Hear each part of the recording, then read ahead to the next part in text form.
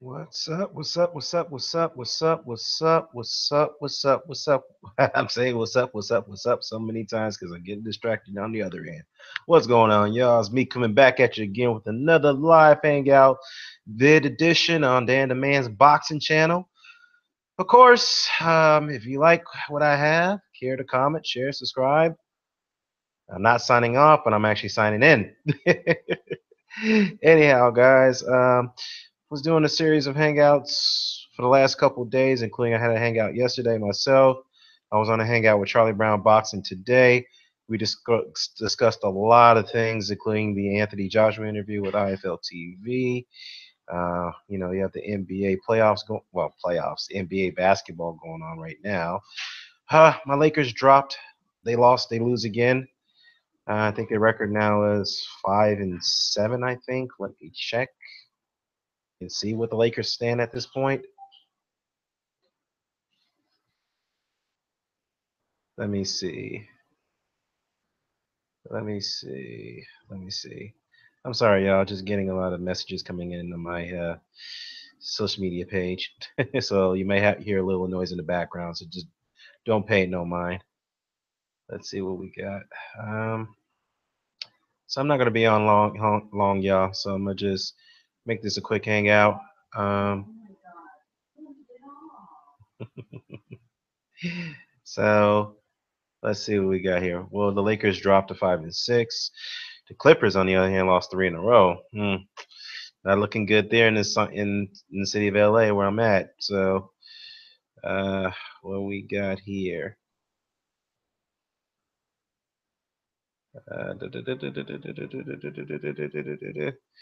Alrighty, let's see what we got. Uh, Anyways, enough about the NBA talk. I mean, still early in the season, so we don't want to go ahead and throw stones on the Lakers or the Clippers at the moment.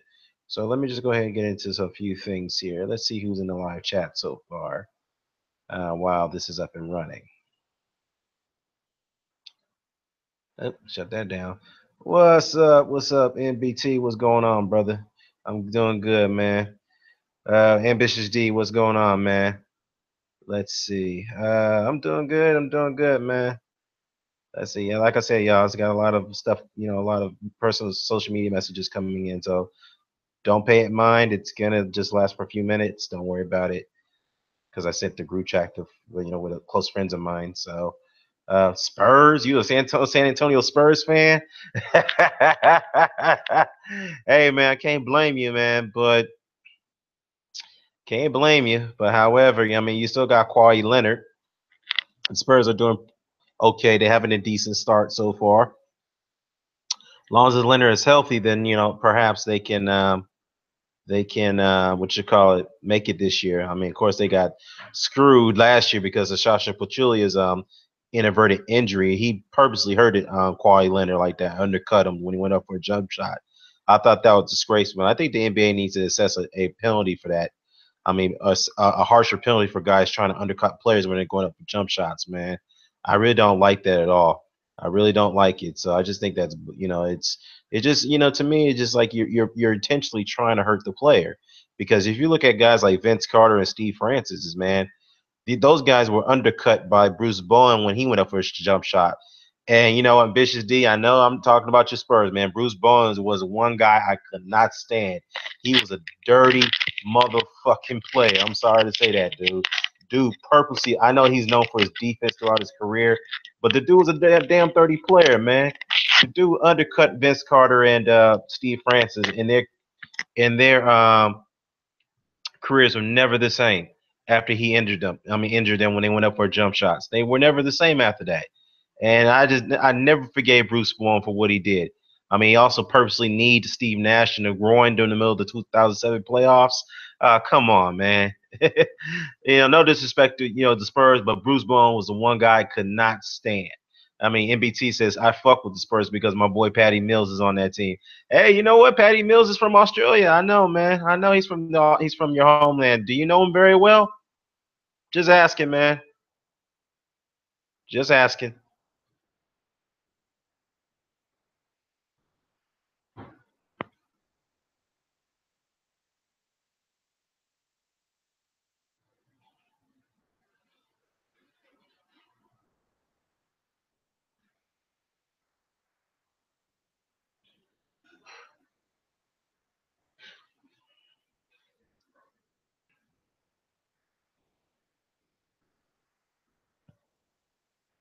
Yeah, let me see what you got here. Ambitious D said that Bruce was dirty, but he served his purpose. I mean, yeah, he did what he had to do. He was a defensive specialist. That was his job. But at the same time, the dude the dude just literally tried to intentionally change, ruin guys' careers by undercutting them when they go up for jump shots, and then give out cheap shots when he feels that. It's funny though because he always felt that he was innocent, trying to play innocent in situations like that, especially with Michael Finley when he cheap shot him one time, and he cheap shot Ray Allen one time. And I mean, the dude was just a cheap shot artist. I just couldn't stand the dude. Kind of remind me of them dirty ass Detroit Pistons back in the '80s with Isaiah Thomas, Bill Laimbeer, and Dennis Rodman. Those guys, them motherfuckers was dirty. James Edwards. I mean, them dudes was a dirty ass player. What's going on, Pesh K? What's going on, sir? What's going on, brother? NBT says that Bruce Bowen's a legend. A foul is not a foul unless the referee blows his whistle. I mean, that's true, but the motherfucker was dirty. He was a cheap shot artist. Hate to say about the guy. I mean, he was. I put him up there with Rodman, Lambeer, and Isaiah Thomas and James Edwards of the Detroit Pistons, or Rick Mahorn, another cheap shot artist. I forgot to mention him from the Detroit Pistons. I mean, man, you see, I'm an old school guy, man. I've been watching basketball since the early and mid '80s up to now. So, yeah, man. Yeah, man. I know it's a different time zone over in the UK, man. I know it's late, but most of you guys still stay up because we talk about the sport. So I'm glad you're up, man, because I'm gonna cover a lot of things, man. I appreciate you coming through, man. I haven't heard from you in a while, brother. I haven't heard him. NBT says I knew Patty Mills since as a teenager, but once he took off, he disappeared. I mean, hey, man, you know how it is, man. You know how it is when friends, close friends make it big. Sometimes it's hard to keep up with them because they're off doing other things. You can't hate on their success, man. So Charles Oakley, yeah, that motherfucker was dirty. Charles Barkley was a dirty player too. That motherfucker was a cheap shot artist. And I like Sir Charles, but he was a cheap shot artist. NBT said, I love players like that. I used to get hate for liking Vlade Divac because of his flops. You know what, man? I liked Vlade too, man, because he's a play over here in LA when he started his pro career as a Laker. But the dude was a king of flops, man, king of flops, and I couldn't stand Vlade when he was doing that shit. And he never really got respect in the league for doing things like that because I think because of Vlade Divac, the league is cracked down on flopping. They took it very seriously because of Vlade. I know it's kind of people are gonna come at me saying why are you singling out the guy like that? But I mean it's the truth.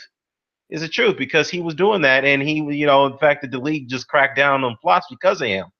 So I mean, I'm glad though because we don't need to be having the game, being undermined like by a bunch of flops. I just don't like that, man. Guys just taking charges and they falling down, knowing they didn't get hit. I mean, just flopping just to get a foul called on them.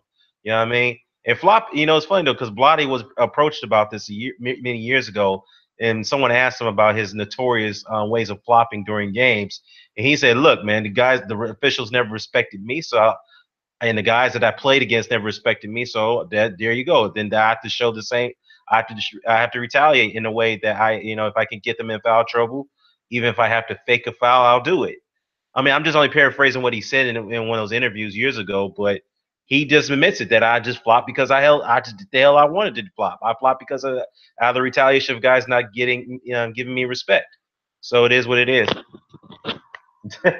Yeah, you do that, Pesh K. You grab a cup of tea while we talk about basketball, but it'll only be about a minute, bro. Now I'm gonna get into boxing. NBT said Charles Oakley is a legend, but I hate how he intimidated my favorite player, Charles Barkley, the only dude to do it to him. Yeah, man, Charles Oakley. I think he intimidated Alonzo Mourning on some occasions too, man. I know him and Alonzo had some scuffles during the Heat and Nick rivalry days, but I remember one time they had that brawl at the end of Game 4 in 1998 in New York with Miami, New York. He grabbed Mourning by the throat when Mourning was trying to slap box, or he's trying to slap box Larry Johnson. I mean, it was a big scuffle, and Charles Oakley grabbed him by the throat. And I don't know, man. He for some reason Alonzo never was one of those guys that you could intimidate, but Charles Oakley seemed to be the guy who always who could get to Alonzo Mourning's head. I think Alonzo had some type of was intimidated by him a bit too. I know he definitely intimidated Charles Barkley. I mean, there's no question about that. You know, it makes sense though because superstars already gets the calls NBT. Yeah, I mean that's a good point, man. It's a good point. But all right, on anyways, enough about basketball for now, y'all. Let me get into the big boxing stuff. Now, I'm sure all you guys heard about the Deontay Wilder. Ambitious D says that things are heating up with Juicy AJ, Juicy J, and Bomb Squad. Bomb Squad. All right, look, man. I'm not gonna disrespect Anthony Joshua like that, man. I'm not gonna call him Juicy J. I'm not gonna do that. But I will say this though, man. Yeah, tell Push K to come back. I'm gonna talk about some boxing now. I'm gonna say this though. He did give an interview. Thanks for letting him know, in BT. I did. He did give an interview with IFL TV this morning, and what's up, Red? What's going on, Fox? I know you don't like Deontay Wilder, but I still respect you, man. Now he gave an interview with IFL TV, and you know I do appreciate his honesty in that video, saying, "Look, man, what Eddie Hearn says one thing, he says another. I'm telling you that whatever Eddie's telling you, that's not what's going on behind the scenes. Okay, that's what I got from the interview, and he pretty much said that, look, I'm in control of my career. I'll do things what's best for me, and I'm not gonna allow a promoter to speak for me." Which I do appreciate a fighter doing, taking things, you know, in situations like that in their own hands. But at the same time, it does reflect on the fighter if the promoter or your manager or your trainer is going out speaking on your behalf. That reflects on you. And that's what I said on the hangout today with Charlie Brown Boxing Zone and Philip and whatnot, and Mrs. Boxing Today, which was a good hangout. I said, look, I understand where he's coming from, and I appreciate what he's, you know, his honesty in that situation. But at the same time, this is where a messaging problem comes into play. There's a lot of missed messages going on within that Hearn and Joshua camp, and I feel that there's some bit of a disagreement between the two. I really believe that, and some people are going to say, "Well, I don't think that's the case. I think Eddie Hearn and glad to have you back, Peshke. Hey, what's going on? 1 2 2 4 5 2 9. We're doing. I'm doing all right. Everybody else is doing good here. Um, again, yeah, some people are going to say, well, I think Joshua and Hearn are not having no conflicts of issues here. I think they're on the same page. Well, I don't think so. Based off of that line of answer that Anthony Joshua gave to Cassius Coogan in that interview. I hope I didn't really butcher his name. I'm sorry, man. Forgive me. I just felt that there is a lot of missed messages going on, and they seem to not to be on the same page here. But at the end of the day, I think Anthony Joshua knows that Eddie Hearn is his promoter and sometimes his manager too. No, I don't think Eddie Hearn is his manager. Is he? Is Eddie Hearn also his manager as well, besides being a promoter? Because I know in the UK and in other parts of the world, um, the Muhammad Ali Act does not take precedence over other parts of the world other than the United States. And what I mean by that is that a promoter cannot act as a manager, and a manager cannot act as a promoter. So, yeah, forgive me with these messages, y'all. You're gonna hear that coming in and out. Uh, yeah. Anyhow, if he is acting as his manager, okay, so be it. But Anthony has to understand that Eddie Hearn will have to do what's best for him as well. Not only what's best for his fighter, but he has to also do what's best for the promotion, for the promotional company, because he has to also understand that he is the flagship of Matchroom Sport. He is a flagship. He is the biggest cash cow. And Eddie Hearn's going to do what he can to make things that's what's best not only for his fighter, but it's also best for this company as well. SK says, I agree. After watching the IFL interview and the boxing voice, I think they're on different pages. AJ manages himself, I believe. Yeah, thank you, Peshke. And then, like I said, I had an hang out with some of the guys today, and they disagree with me, which is cool. We can all agree, disagree, but based off that, there is some they're not on the same page, and there's some type of little bit of a conflict that's going on between the two. I really believe that. I don't think it's really major because everybody's going to have disagreements here and there, but there is definitely a significant disagreement between the two. And I think it's really, really important for them to get on page here because Eddie Hearn is going to say one thing, Anthony Joshua is saying another thing, Shelly Finkel, who represents Deontay Wilder, is saying another thing. So there's a lot of messages going on here. So, and this is where I'm going to get in. This is now that brings me over to Eddie Hearn and Shelly Finkel. Boxing Scene had put out a report today that Eddie Hearn did reach out to Shelly Finkel after the Boxing Voice interview, and he's going to sit down with Al Haymon, not only with Shelly Finkel, but he's also going to Eddie Hearn's going to sit down with Al Heyman. They're going to discuss plans and roadmap to get the fight between Wilder and Joshua done for next year. So that's a good start. I applaud Eddie Hearn for doing that. So that's definitely a good, a right step in a good, a good step to the well, what's the word I'm looking for? I'm butchering this now, y'all. It's definitely a right step to the direction of this fight going into 2018. So it's a good step so far. We'll see what the outcome of that meeting is, but definitely a good step. And I applaud Hearn for making this step along with Finkel and getting Heyman involved. So definitely, definitely a good step in the right direction. I should say. There you go, the good step in the right direction. However, the meeting will take place tomorrow, which is on my end, but of course in the UK it will apply to today. So I think it's a good start, but we'll see, man. We'll see. But I have reason to believe that if the fight's going to happen next year, it may happen late in 2018 or maybe early 2019, where both fighters are going to get interim fights in between, and they will agree to meeting up on a later date, and then they can go ahead and finalize all of the outstanding terms.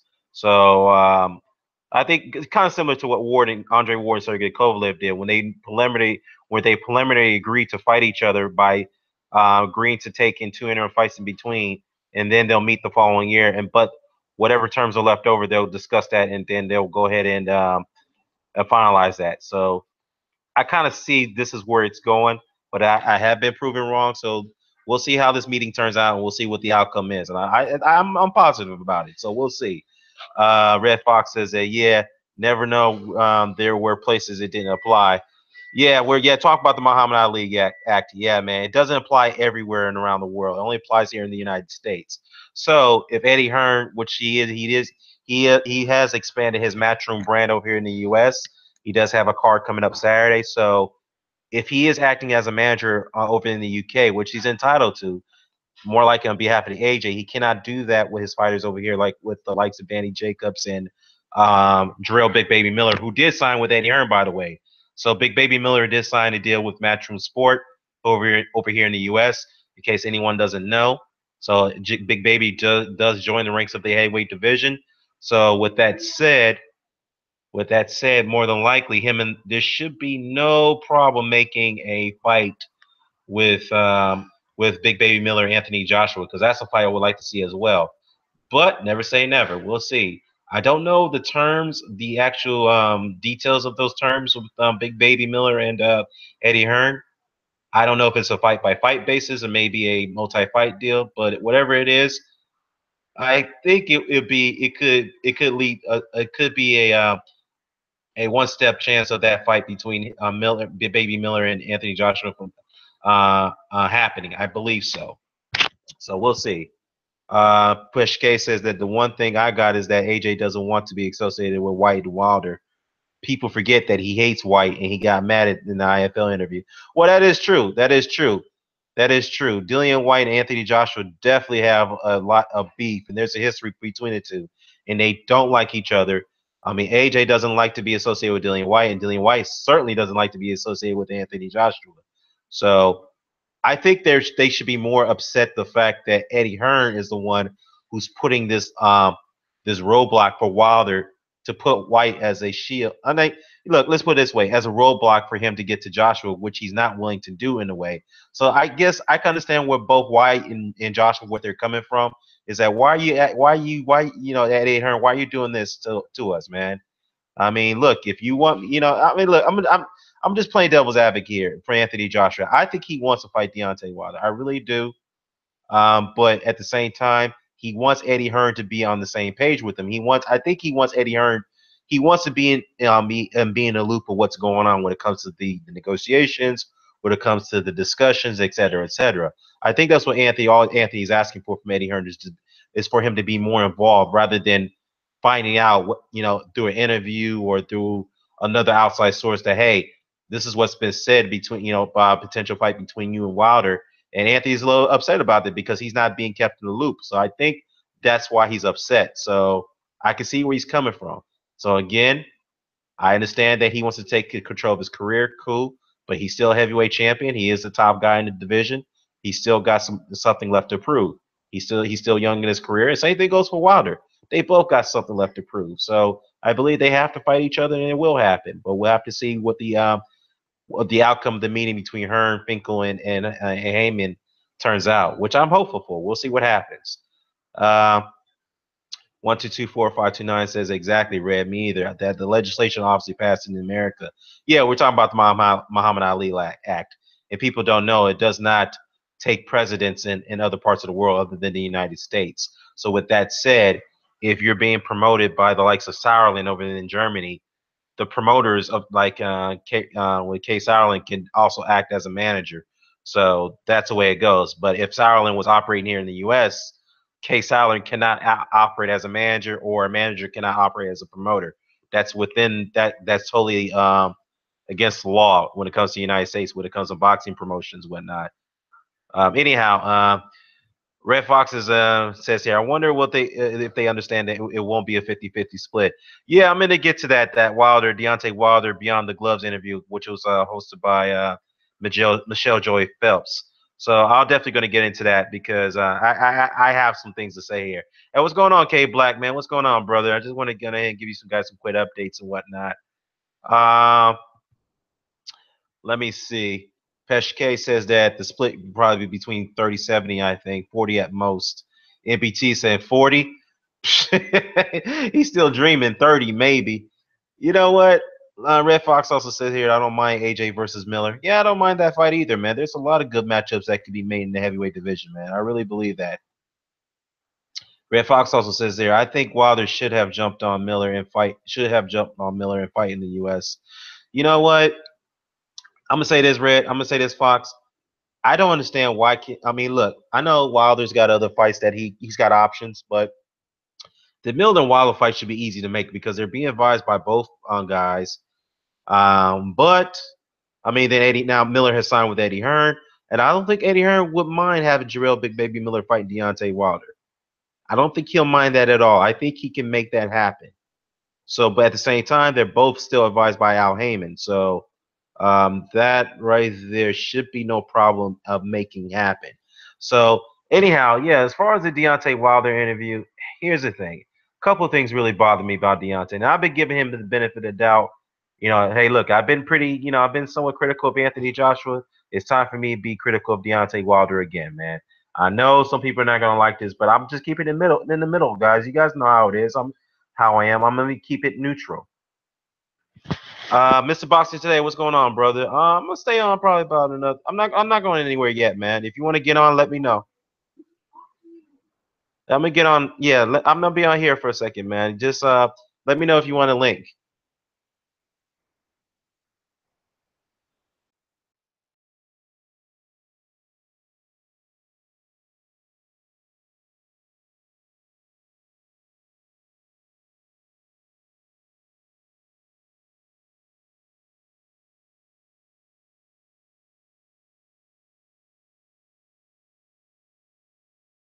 Oh, sorry about that, y'all. I'm hold on for a second. I'll be right back. Don't go anywhere.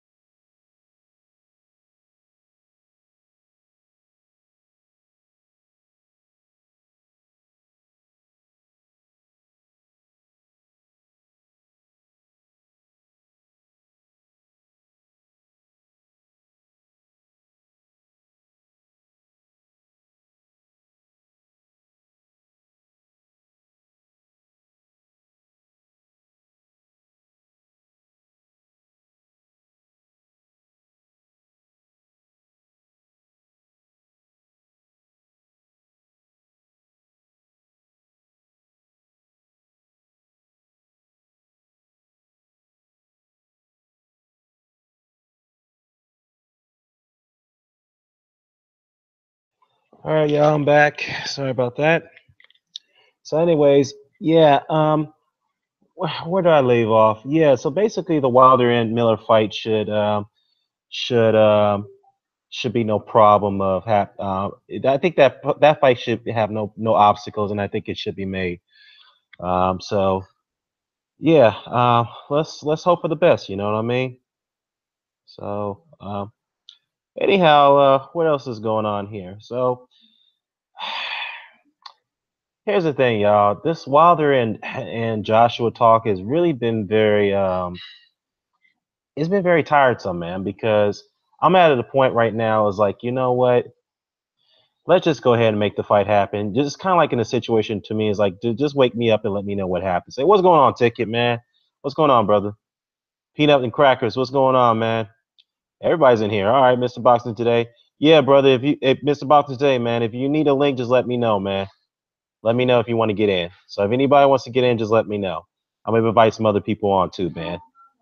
So anyhow, yeah. So Hearn and so Hearn and what you call it again? I have to repeat. Hearn-Finkel-Haymon will be meeting tomorrow, so they'll discuss the terms on how the roadmap of how this fight's going to take place next year. But from my assessment, I think it's going to happen, but either late next year or early 2019, where two fighters are going to have the interim fights in between. And then once they've go ahead and got through their interim fights, they'll meet, they'll finalize the contract, and they'll go ahead and iron out the lingering details, the terms, so that way everything be finalized. Very similar to how Warren Kovalev did it. So, yeah, so I think that's what's going to happen.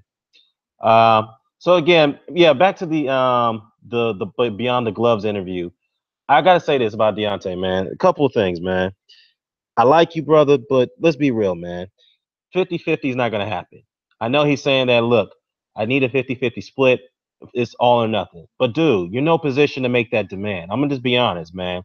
Because if that's the case, then that's kind of like a slap in the face to guys like Bernard Hopkins, and, slap in the face to guys like as a Charles.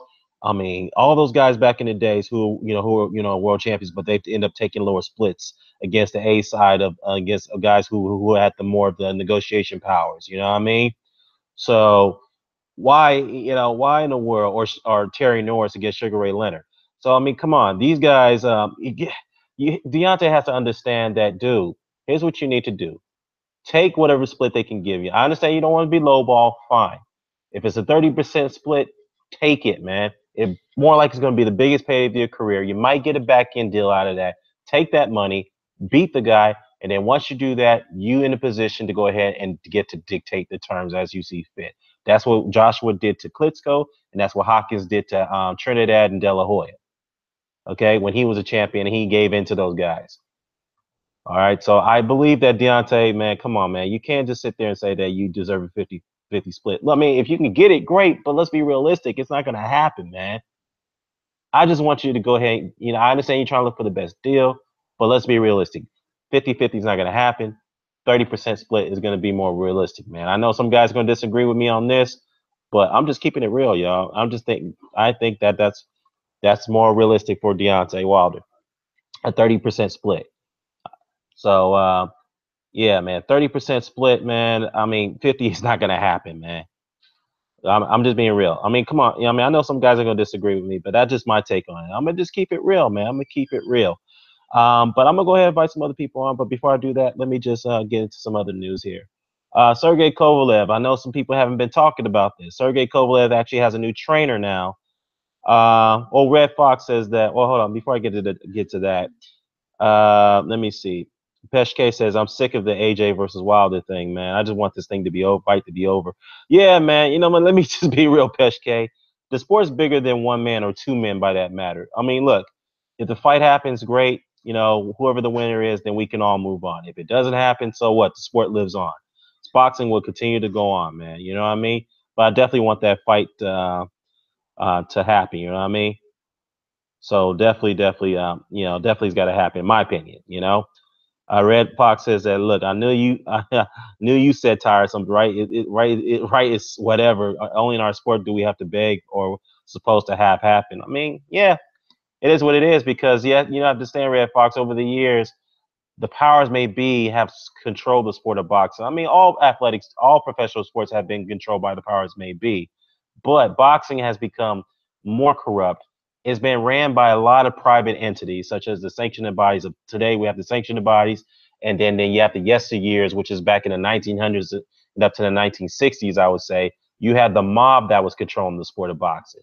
You know what I mean? So it's got to the point that the powers might be can only make fights happen unless they say so. I mean, today we do as fans, we do have the power to kind of encourage fights to happen because back in the 80s or maybe the early 90s, whatnot, we didn't have that power. Only sports writers have the power to encourage fights. We didn't have that power. We didn't have a say so. But now we do. But we're still in a situation where we gotta we have to say the word. I don't want to use the word beg, but we have to try to voice our opinions about it. You know what I'm saying? So yeah, man. Yeah, K Black, shout out. Yeah, K Black, shout out to you, man. I actually got this information on your channel on your video about the Hearn meeting up with Heyman and Finkel. So I forgot to give you a shout out to that early on, man. Yeah, Olaf Mighty, what's going on, man? I was going to talk about Dana White. Dana White actually is going to get he's going to promote boxing, y'all. Just to let y'all know. So he's going to transition from the UFC. I think he's still going to own and oversee it, but he's actually going to get into boxing. He's going to start promoting some boxers now. So that's interesting. So I think because Dana White doesn't like Bob Arum, so I think that's why he's inspired to do it. More likely, he's doing this just to try to compete with the likes of Arum, the likes of Eddie Hearn, and so forth. I know Al Heyman's going to be. I mean, Al Heyman, maybe like, what about Al Heyman? Just keep in mind, y'all, Al Heyman is not a promoter. He is a manager. He's an advisor and a manager with a lot of financial backing. So he's not a promoter. Yeah, so Dana White is going to be a promoter. He's getting his promotions license, and he will be promoting boxing. So I'm not sure who's going to sign as his fighters, but he does have a lot of money. He has a lot of capital, so he could be luring a lot of fighters away from Arum, from Top Rank or other places. So you guys better look out for that. So Olaf the Mighty, man, shout out to you, man. Shout out for bringing up Dana White because I knew I forgot to bring up something before I started this hangout. Yeah, so anyhow, yeah, K Black, it's the truth, man. It's the truth. Yeah, Dana White's getting into boxing promotion. So, in fact, let me bring up that article, man. Let me see what whether what things he had to say about his boxing promotion. Let me see if I can bring that up. Ambitious D said that hey, Dana saw that check for Conor McGregor and was like, "What the fuck? To hell with MMA." That's probably what it is, man. He probably saw that the more money he made from that boxing event than he did in all his MMA events. He saw the opportunity. He's like, you know what? Even though my top guy lost the fight, I probably can do this because he actually promoted that boxing event very well along with Floyd. I have to give Dana White credit, man. I know he gets a lot of criticism, but Dana White knows how to promote fucking fights, man. He knows how to promote. So he probably saw the opportunity. He saw the lucrative capitals there, the opportunity he can make, the more money he can make from boxing even though he's trashed it for years. So he's gonna say, you know what, I'm gonna do this. I'm gonna do this. And Peshke say, will it be under UFC's Zuffa umbrella so they have the money? I believe it will. I think it's gonna be a subsidy under Zuffa. So yeah, I think UFC Zuffa will be the boxing promotion will be under that umbrella. I just can't see it to be its own standalone company. To be honest with you, I know him and Lorenzo's had I'm not sure about that situation. I thought they were gonna go their own way because of the UFC, or go their own way with regards to the UFC. So I'm not sure about that. But yeah, Olaf the Mighty says that he's going to have a rude awakening because there's very little to be made in boxing. No, not really. I mean, look, if Conor McGregor was able to make what $75 million in his first pro fight, all Dana needs to do is get a top MMA guy like John Jones. And John Jones does have a boxing background, I believe. I believe he does. I could be wrong. But John Jones does have some hand speed. If he can get a guy like John Jones and promote him as a fighter, I mean, Michael Page is another guy who transitioned from MMA to boxing over in the UK. Maybe he can get the likes of Michael Page because Michael Page is a fucking show off. He's gonna be one of those bad boys of boxing pretty soon. By the way, his attitude and his somewhat of his disrespect in the ring, the way he clowns his opponents. So I mean, all he needs is that one fighter, like, he probably get Conor McGregor. Maybe, who knows? Maybe he'll get Conor to to go ahead and pursue boxing as a career because he's seen how Conor can draw. So why not take a chance? So K Black says, yeah, MMA gets money, but it's not like the boxing check. Well, yeah, I think overall the sport of boxing it's far more popular than UFC or MMA, and they have a lot more capital in boxing than MMA because you have to understand MMA is a young sport compared to boxing because boxing has been around since the 1900s. So I guarantee that it's got over trillions of dollars of capital as an entity. Now, as far as MMA, is it within the billions? Yeah, it's all in the billions of dollars. So there's a lot of capital there too. But as I'm saying, Dana White, see what's going on, EJ? What's going on, man? Hey, I'm gonna go ahead and send you guys a link, so I'm gonna go ahead and get on here, so you guys can get on. Give me 1 second. Will do, bro. Hold on. Will do. Will do.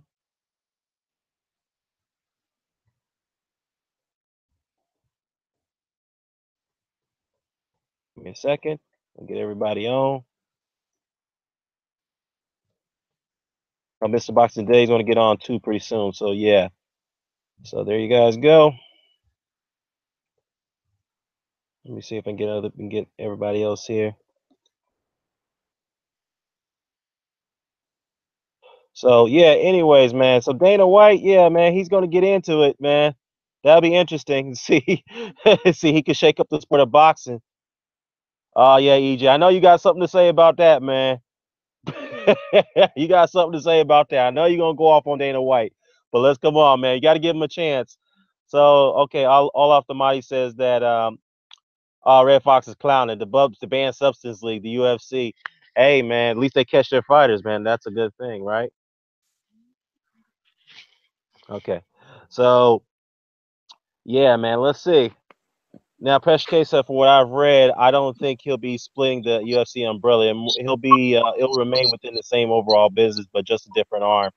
Yeah. That's a good point, Precious. I think that's what's going to happen. So it'll be interesting, man, because I think Dana White sees the opportunity. I think he believes that he can go ahead and, yeah. Hey, is that you, EJ? Yeah, that's me, bro. How you doing? I'm doing good, man. Doing good, man. We were just talking about Dana White going into boxing now, man. What do you think about that? Yeah, of course, man. The rats are leaving the ship. He knows that, like you outlined it very well. He's looking at the UFC. They've been basically basing their fighters of boxing. Excuse me for my voice is a bit rusty. I've had a cold, but they've Oh been man. basing their yeah. They've been basing their fighters of boxing. Ronda Rousey, Conor McGregor. You see the advert with Mike Tyson walking with Mike Tyson, and they're trying Right. to say like they're the new Mike Tyson and stuff like that. And obviously, you see their stand up or what they call it is not as great as they think it is, and the hype. When it came down to it, Floyd showed him a lesson, and I think, like you said, the paydays are much better.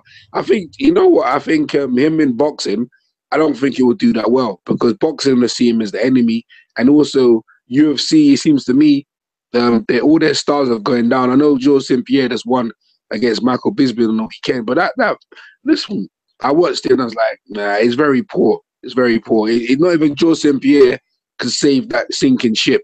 When Yeah. Mayweather beat Conor McGregor, it was a wrap. It was a wrap, man. When Ronda Rousey lost to Holly Holmes, I think that was a start. Also, Zuffa leaving the Yeah. company. They're owned by someone I don't even know. John Jones, the drug allegations or whatever, is not Yeah. sorted out. Where's the heavyweight division? Used to have Brock Lesnar. He's not there no more. I don't even know who the heavyweight champion is. It's just in disarray, and they done very well building their stars to a certain thing, but it was always predicated on talking about boxers. These guys, you know what I'm trying to say? And to be fair, Yeah. the hype was there, but when it came down to it, you put Conor McGregor, who was in his prime, and Mayweather, who was out of his prime, and you saw what happened. It was night and day. Actually got slaughtered. And you're right, the payday he's looking at, yeah, but you're not gonna get the only way you're getting into that payday is if you got heavyweight right now, Right. because I was just watching Overtime with Jim Lampney and Max Kellogg, and I was thinking, how come they're talking about it? Isn't Showtime on another network? And I just remembered the Klitschko and AJ fight was on HBO, And I was thinking to myself, how come they're talking about, is AJ looking to make a move to HBO? I don't know. But I know this year they were talking about Wilder and they were being more respectful. And with Crawford, they actually said that Crawford is what's his name? Jim Lampley said Crawford is right now is pound for pound number one. I was surprised about that because I think the other day they were trying to push that Lomachenko was number one, but they're actually saying Crawford is now the pound for pound best boxer in the world. Oh, so they finally come to their mind this, they're not putting this propaganda out there. The reason why they're doing it is because they're trying to say, well, we want him to fight Errol Spence, we want him to fight Keith Thurman now because they know he's moving up. So they're being a bit more sane than they were before, talking rubbish and saying like Lomachenko's number one. He's a great fighter, but he's not number one. Everyone knows Terence Crawford right now, pound for pound is number one. So they're actually mentioning the heavyweight divisions. And it's for them to be relevant because they know the decline of Golovkin. They know where it is. Everyone's talking about this AJ Wilder fight, Tyson Fury triangle, Eddie Hearn. This is the talk of boxing. You know, it's since Wilder done that performance, and with AJ, it's took a hold of level. It's good. It's very good. It's very good. And the heavyweight division should be the heavyweight division is the crown jewel of our sport, and it should be. That's how it should be for all the time. And what I always said, if the heavyweight division is good, the rest of the boxing is healthy, and which it is, because there's 2 undefeated fight, 3 undefeated, 4 undefeated fighters: Parker, Fury, Joshua, Wilder, and like potentially you can have like great fights in the future. So Dana White coming over. Boy, why not? Why not? Whether he be successful is another thing. But if he wants to break into the money we're talking about, he needs to have a heavyweight. And John Jones, he would do the right. That'd be a good move for John Jones. You know, for him to come do some boxing. I don't think he'd be that good though. You know, John Jones is like he's really good with his legs, yeah. But I don't know about punching. Any over their roster, I think maybe what I think. What's that? If he's got his license, I think he might be promoting Conor McGregor versus Paulie Malignaggi. That would draw some money, you know. Paulie Malignaggi versus Conor McGregor. I think that would draw some money still, you know. That's what I'm saying. What's up, Scorsese? Yeah, what's going on? Go play. Unmute yourself, man. I think he's on mute, man. You know, he's just listening. He's probably just listening. He's only just listening. But yeah, man, Dan the man. Yeah, I thought I'd jump on support your show. For the people in the chat, smash that like button as you come in. Give Dan respect, boy. You smash it in, man. So, boy, we was talking NBA as well about apparently Alonso's getting people talk about Alonso and his shot, and people thinking that what's his name, Luke, what's his name again? What's his name? What's the coach?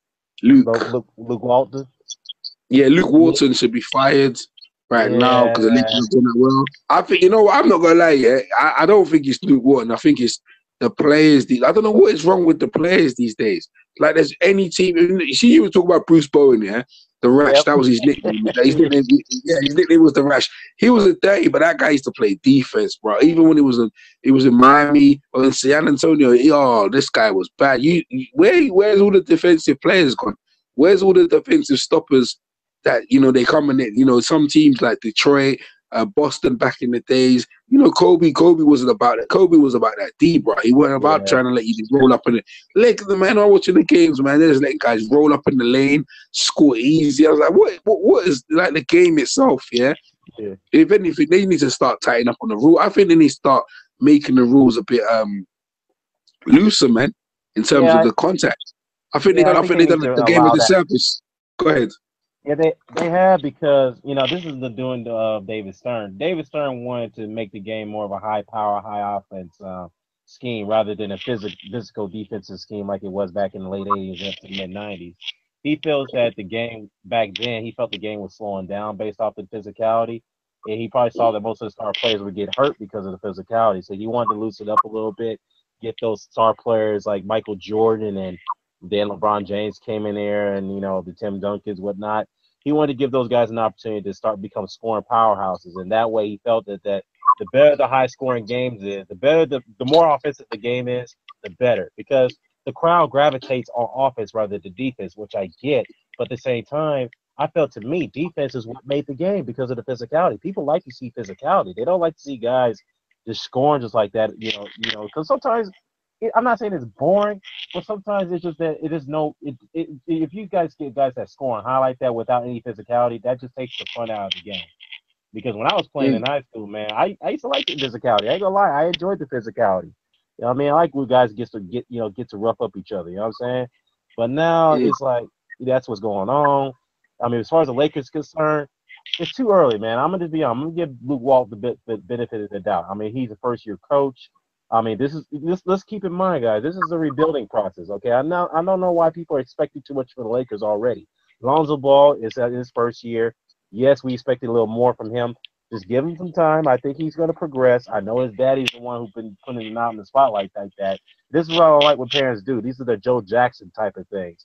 You know what I'm saying? You put these kids in the spotlight, you put pressure on them, and then when they can't handle the pressure sometimes they fold, man. I just don't understand. I just think that Lonzo I just think they just give him time. I think the criticism is a bit too far with Lonzo Ball. As far as calling him a bust is concerned, it's too early, man. I mean, it's too early to say that.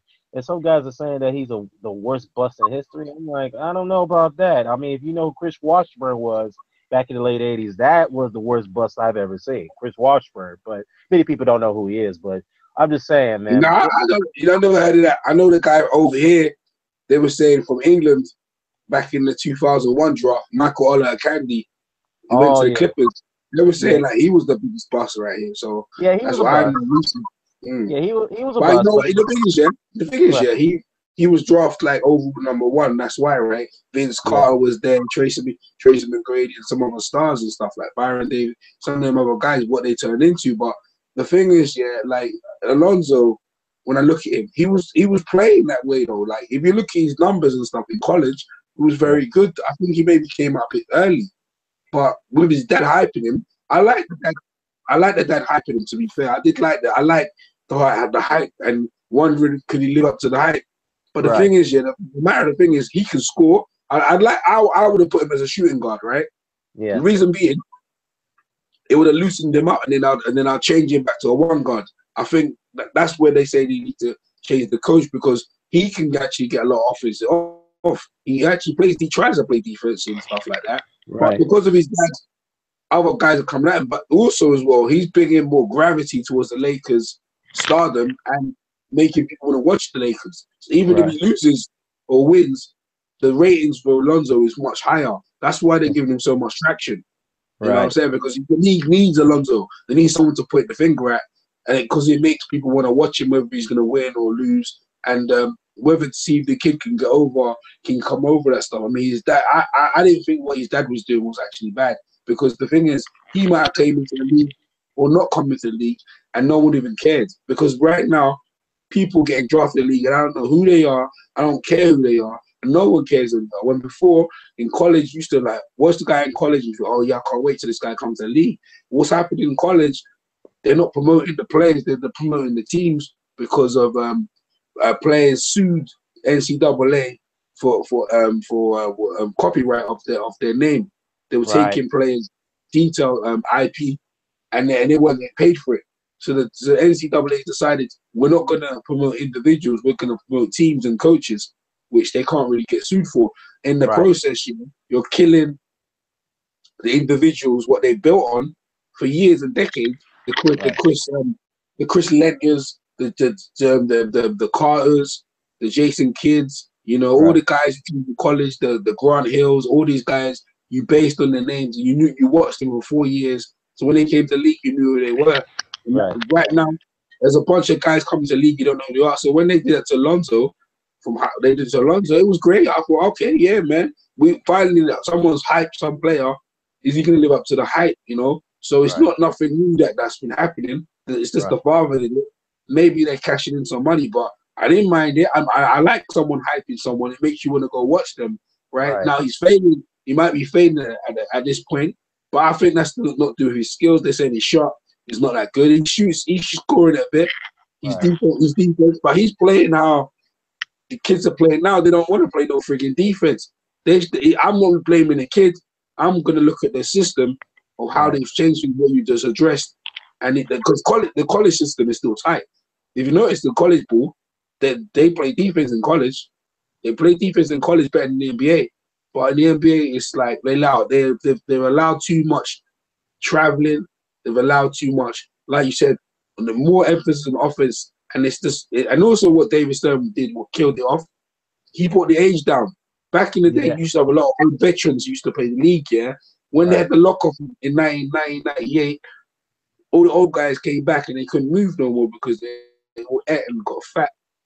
And then all of a sudden, guys in like 38, 32, 38, 40s, there weren't that many of these guys no more. So now they said, David Stern, another thing, he wanted younger players. So now you haven't got all that experience no more. And they used to pass it down. So now you got a bunch of kids playing in the league, man. Yeah, a bunch of kids. Yeah, a bunch of kids, and they spoil as hell, man. That's what pisses me off, because I'm an old school guy, man. I grew up in the 80s watching football, man. And it's just like these guys don't, they just don't, I just don't understand, man. They just seem they're privileged once they get into the league, man. That's why sometimes I know you guys clown me one time when I said this. That's why I have the pleasure of watching the WNBA rather than the NBA on some occasions. Yeah. They play more D. They play more D. Yeah. I agree with you. I agree. I watched the finals as well. Very good. Yeah, they play more D. They play more D. They play more harder. I guess because of the fact they don't get paid as much. But the fact is, if they want to get extra bonuses, they got to play hard for those bonuses. I guess that will inspire them to play harder. But at the same time, they care more about winning in that league than they do in the NBA these days. That's why I just don't understand. Another thing as well, they promote the women. I don't think the women's have a problem in women college basketball for them promoting the individual women. I don't think they have them same as the men. So when the women are coming through into the WNBA, we know who they are. And you're right, the games are better. I'm looking forward to the college season with North Carolina, but it's all about. But again, they'll go back to the coaches. What's Roy Williams going to do, and the Carolinas? But he won't talk about the recruit class coming in. Barely talk about them. You know what I'm saying? So when you're watching the game, I don't know who's playing. All I see is a bunch of guys in a jersey. Yeah. And because they got no names, who the heck are they? Like they're not telling you about the. And they've took that alone, and the one and done rule, what they did in college is killed the game as well some more. So a lot of bad decisions are made, and it's affecting the NBA and it's affecting college in the men's game. So it's a lot of things they need to change and stuff like that. On the other side, if you think about boxing, or we're talking about boxing, the rule boxing is still boxing. You have defense, offense, but the politics in terms of the belts. Proliferation and stuff like that. Champions don't want to fight each other for good belts and stuff like that. That in itself, when that is cleared up, where you basically have one champion and stuff like that, then it'll be. And I think the World Series of Boxing is trying to do that. I think the sanctioning bodies are trying to do that. And as you see in the HBO, they realize it doesn't benefit them being paid because their roster is thin, and all the guys on Showtime. So it doesn't help them, so they have to work with. They want to work with Al-Heyman, so they're starting to ease up on their bullshit or the propaganda they were trying to put out with Bob Arum and stuff like that. And it's like so boxing people are they've come back to their senses. I wish the NBA would do that and start promoting the kids from college and from high. Because I remember when LeBron James came through, I'm in the UK. I saw LeBron James play high school basketball come through when Bill Walton was there. Dick Vitale, and they had all of the major commentators watching LeBron James at high school, saying he's the next Larry Bird, the next Jordan, the next Magic. And boy, to be fair, you know what? He's lived up to it, man. Even to the point they're comparison to Michael right now. So it's a different times in USA sport, man. So what I'm saying? Lopez jumping out. I guess you don't like the comments. He don't like the basketball talk, man. That's what it is. You know what? Me and him are North Carolina fans though. So I guess he's a Carolina. What college team you like? Man, I'm a UCLA fan. I mean, I'm an LA guy. Man, they ain't done good. Like I tell you what, your dynasty, of your team of the North of that because you know what, this I'm gonna talk about, right? Because a lot of people don't probably. When they talk about the greatest NBA player, a lot of people mention Michael Jordan. You know what I say Lou Alcindor or Kareem Abdul-Jabbar. You know I say that's right? Because they actually changed the rules, because they changed some of the rules in the NBA in college because of this man. They said they outlawed dunking because the guy was so dominant. Like for me, thing like Michael Jordan all these greatness could never done. He one of the greatest college players of all time. And then when he came to the NBA, he still had dominance, like multiple championships. Like you can't, like people think about on a one-on-one, whatever. Even if they play one-on-one, how is Michael Jordan going to deal with a skyhook? Seriously, and it don't make no sense. But in this day and age, it's we would have promoted the smaller guy. NBA, there's nothing about the NBA in college. They took away promoting the big guys. When you know what I'm saying, the NBA was all about the big men. So now the league, all the players have got smaller. You know what I'm trying to say? There's another thing as well. But in my opinion, Kareem Abdul-Jabbar is the greatest NBA player of all time. There's no doubt in my mind. I know you got Bill Russell and his multiple championships, and you also have what's his name again? The other guy, what's the big Oscar Robertson? Oscar Robertson? No, Wilt Chamberlain. Chamberlain. Okay. Yeah, you can't go back with them three. The reason why I say that, if you put Michael Jordan against them three, how's he going against a prime Wilt Chamberlain who scored 100 points? How's Michael? Well, you know what I'm saying? Yeah, that's a good point. But Peanut Crackers is in the comment section like, well, what about Irvin Magic Johnson? Why are we forgetting about him? Yeah. What are you talking about? No, I mentioned Michael because they put Michael there, right? Yeah. In that Michael. So you got Larry as well. They can shoot threes and but okay, you can shoot threes. But how you gonna get to eventually you can shoot? But what happens when you start missing and you invest they're shot blockers, so they're gonna start goaltending your shot. You know, you can't. There's no way Michael could stop Wilt Chamberlain or stop Kareem Abdul-Jabbar, but they could stop him. You know what I'm saying? That's a fact. To be fair though, Michael dunked on Kareem in his second year as a pro. But of course, that's not Kareem, bro. Yeah, he did. I got the highlights. He did. What I'm saying to you, that's when I say that's not Kareem. I'm talking prime. I'm talking about when I'm talking about Kareem. Okay, prime Kareem. Yeah, I give you that. I'm talking about the guy with the afro, bro. That's what I'm talking about. You know what I mean? Yeah. All right. Let's get it right, bro. You know what I mean? The guy with the afro, bro. Like, you know what I'm saying? I'm talking about Wilt when Wilt was Wilt, bro. The 100. You know what I'm saying? I'm talking about these guys when they were in their prime. I'm talking about prime for prime. Okay. Michael knows it, but Michael's not going to say nothing. He's just going to let it carry on. Well, that's fine, but how could those guys guard Michael from the perimeter? That's another question. They don't need to. They don't need to. They won't. You know what they're going to do? They're going to say, shoot the ball. They're going to say, shoot the young man, bro. When he shoots it, they'll goaltend his shot. And then when they get the ball, they're just going to back Michael down and dunk all over him. You know what I'm saying? You know they're going to do that. Like, come on, man. Like no one can tell me that can't happen. Michael had a higher vertical leap than those guys, man. He could block their shots if he wanted to. He could do that. Dan, what did you just say there? You say he's got higher vertical leap than Kareem Abdul-Jabbar. No, what I mean by blocking the shot, he can block it from behind. He can't do it from up front. I understand he can't do it. How's he blocking this guy? Michael, all he has to do is come from the side. He'll block you from the side. The sky hook. Yeah, the sky hook. He'll block you from his left hand. Dan, you're being silly. Dan, you're being silly. No. Like he did Patrick Ewing. Hold on, man. Listen to me. When Patrick Ewing was going for a jump shot, right? For a turnaround jump shot, Michael came from out of nowhere from the side of Patrick Ewing and swatted it before Patrick can get that ball up with the high arc. He did that. Okay, he got up so high. I'm talking about Kareem Abdul-Jabbar, not Patrick Ewing, bro. Well, I'm telling you, he can get up there. I'm gonna get these style of link. I'm talking about Kareem Abdul-Jabbar and Wilt Chamberlain. You understand what I'm saying to you? Yeah. You can't believe that, bro. Why not? I'm talking about them. Why not? Have you seen him in the athletic prime? Kareem? Yeah, absolutely. It's not happening. It's not happening. Michael, he's not happening. He's not blocking the shot. It's not happening. It's not happening.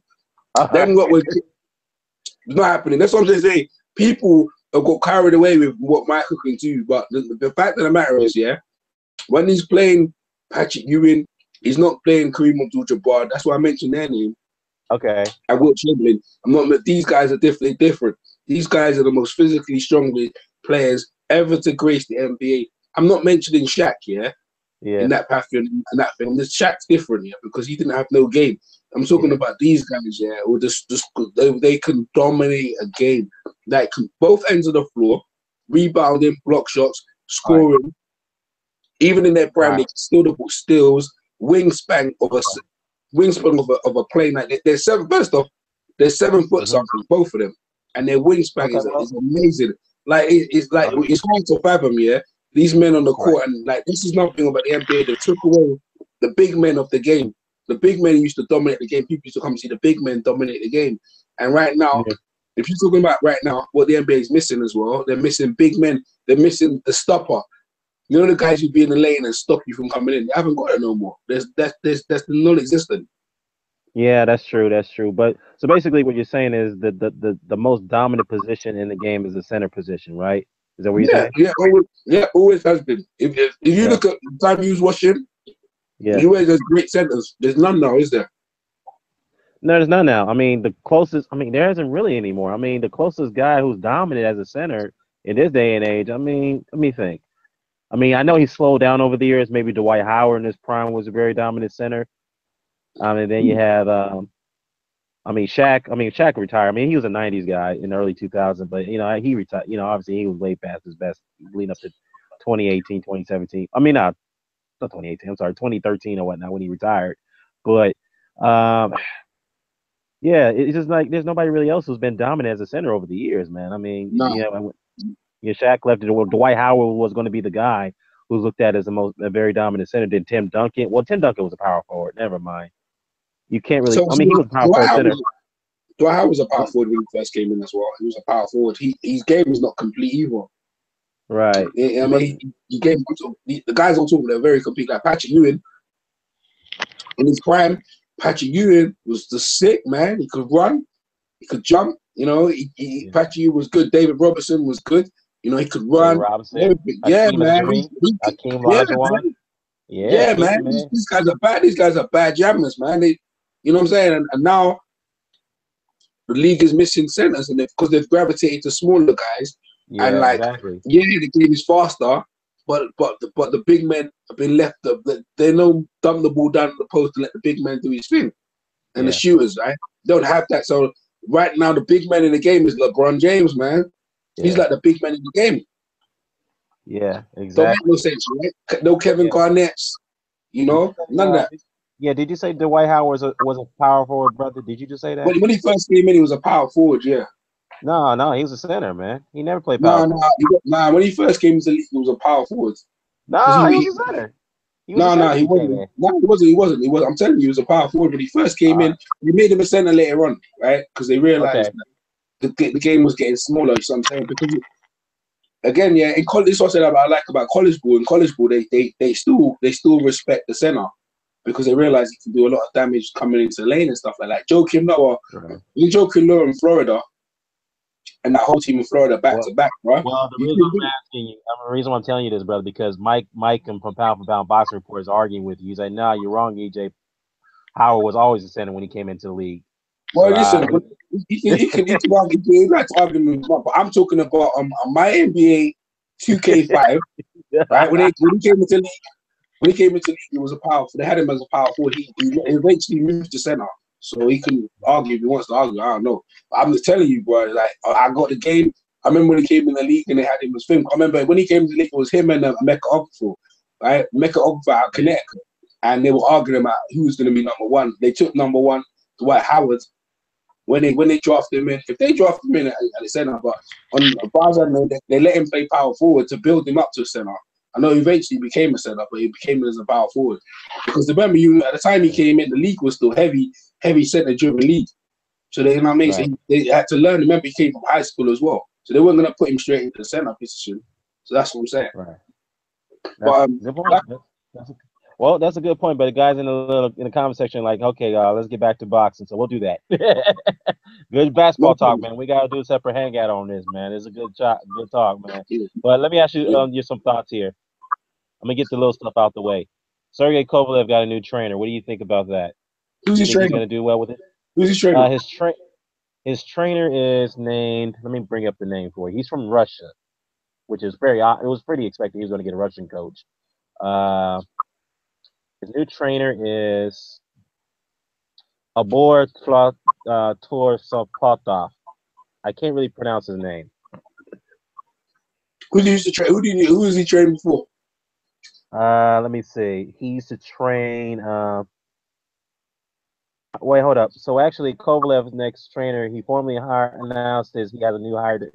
He hired his chief cornerman. So, well, I think Torbakovov has been in Kovalev's corner for a while now. I guess he promoted him as his trainer. I don't know. Let me see. Well, actually, no. Tursun Potharov, his most noteworthy fighter is junior welterweight prospect Vaslando Gazabandov, who's a 2016 Olympic gold medalist for Kazakhstan. So that's his most notable fighter.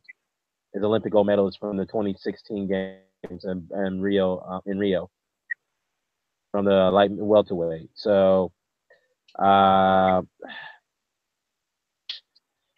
this is what he said here. Quote: "I'm just happy one who can train him."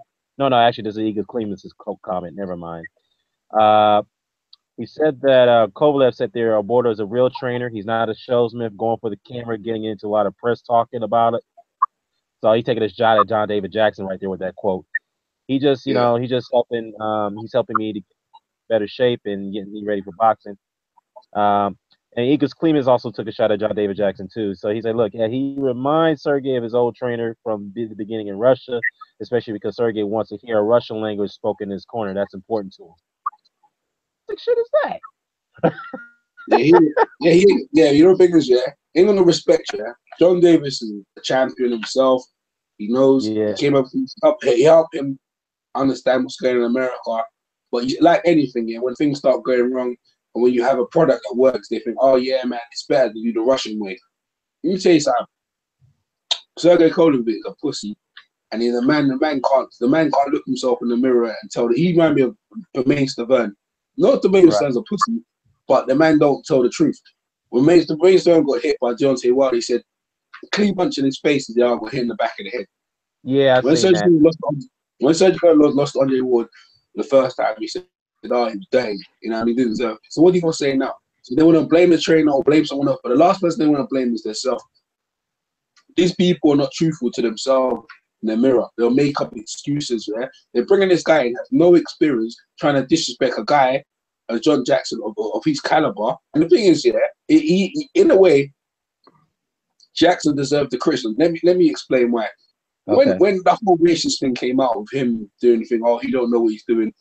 At that point, we recognize that this guy's mad. He should have left him there and there. The guy had no respect. He had no respect because he's a trainer's black, and he's disrespecting us. The guy, but the money was so good for Jackson. He said, "No, I'm gonna eat it. I don't care about that stuff." Well, look what happened to you now. You're being disrespected. You're being disrespected, and now they brought some Russian guy that no one knows about, and all of a sudden this guy's gonna be better than Jackson. It's not happening. It's not happening. So they've got too much respect. What's up, these stars? Yeah, what's going on, these stars? What's going on, guys? What's going on? Not much, man. Yeah, we were just talking about, since a lot of people have been so focused on Joshua and Hearn, which Joshua and Wilder, we'll get to in a little bit, but I would just want to bring up some news that people don't talk about now. Sergey Kovalev got a new trainer now, and he is unhurt. He's an unknown guy. The guy's name is he's a Russian trainer, which we expected he was going to get. His name is Oboro Tusun Polata. And his most noteworthy fighter is a 2016 Olympic gold medalist from light welterweight. His name is never heard of this guy either. His name is let me see his name. Hold on. He's a gold medalist? Yeah, he's Olympic gold medalist. He's a junior welterweight prospect. Vaslanda Gabrazova, Kazakhstan.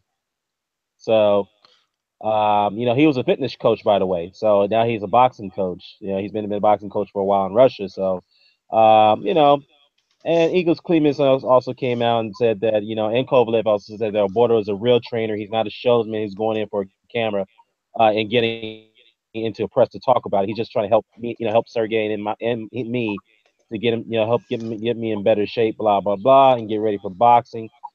And he reminds Sergey of his old trainer back in Russia, especially because Sergey wants a Russian language he spoke in his corner. Then that's very important to him. Interesting. So what do you think? I mean, I could understand that. I can, because when you're, and I could only say this from this perspective. So, like, I speak both English and Spanish, right? Right.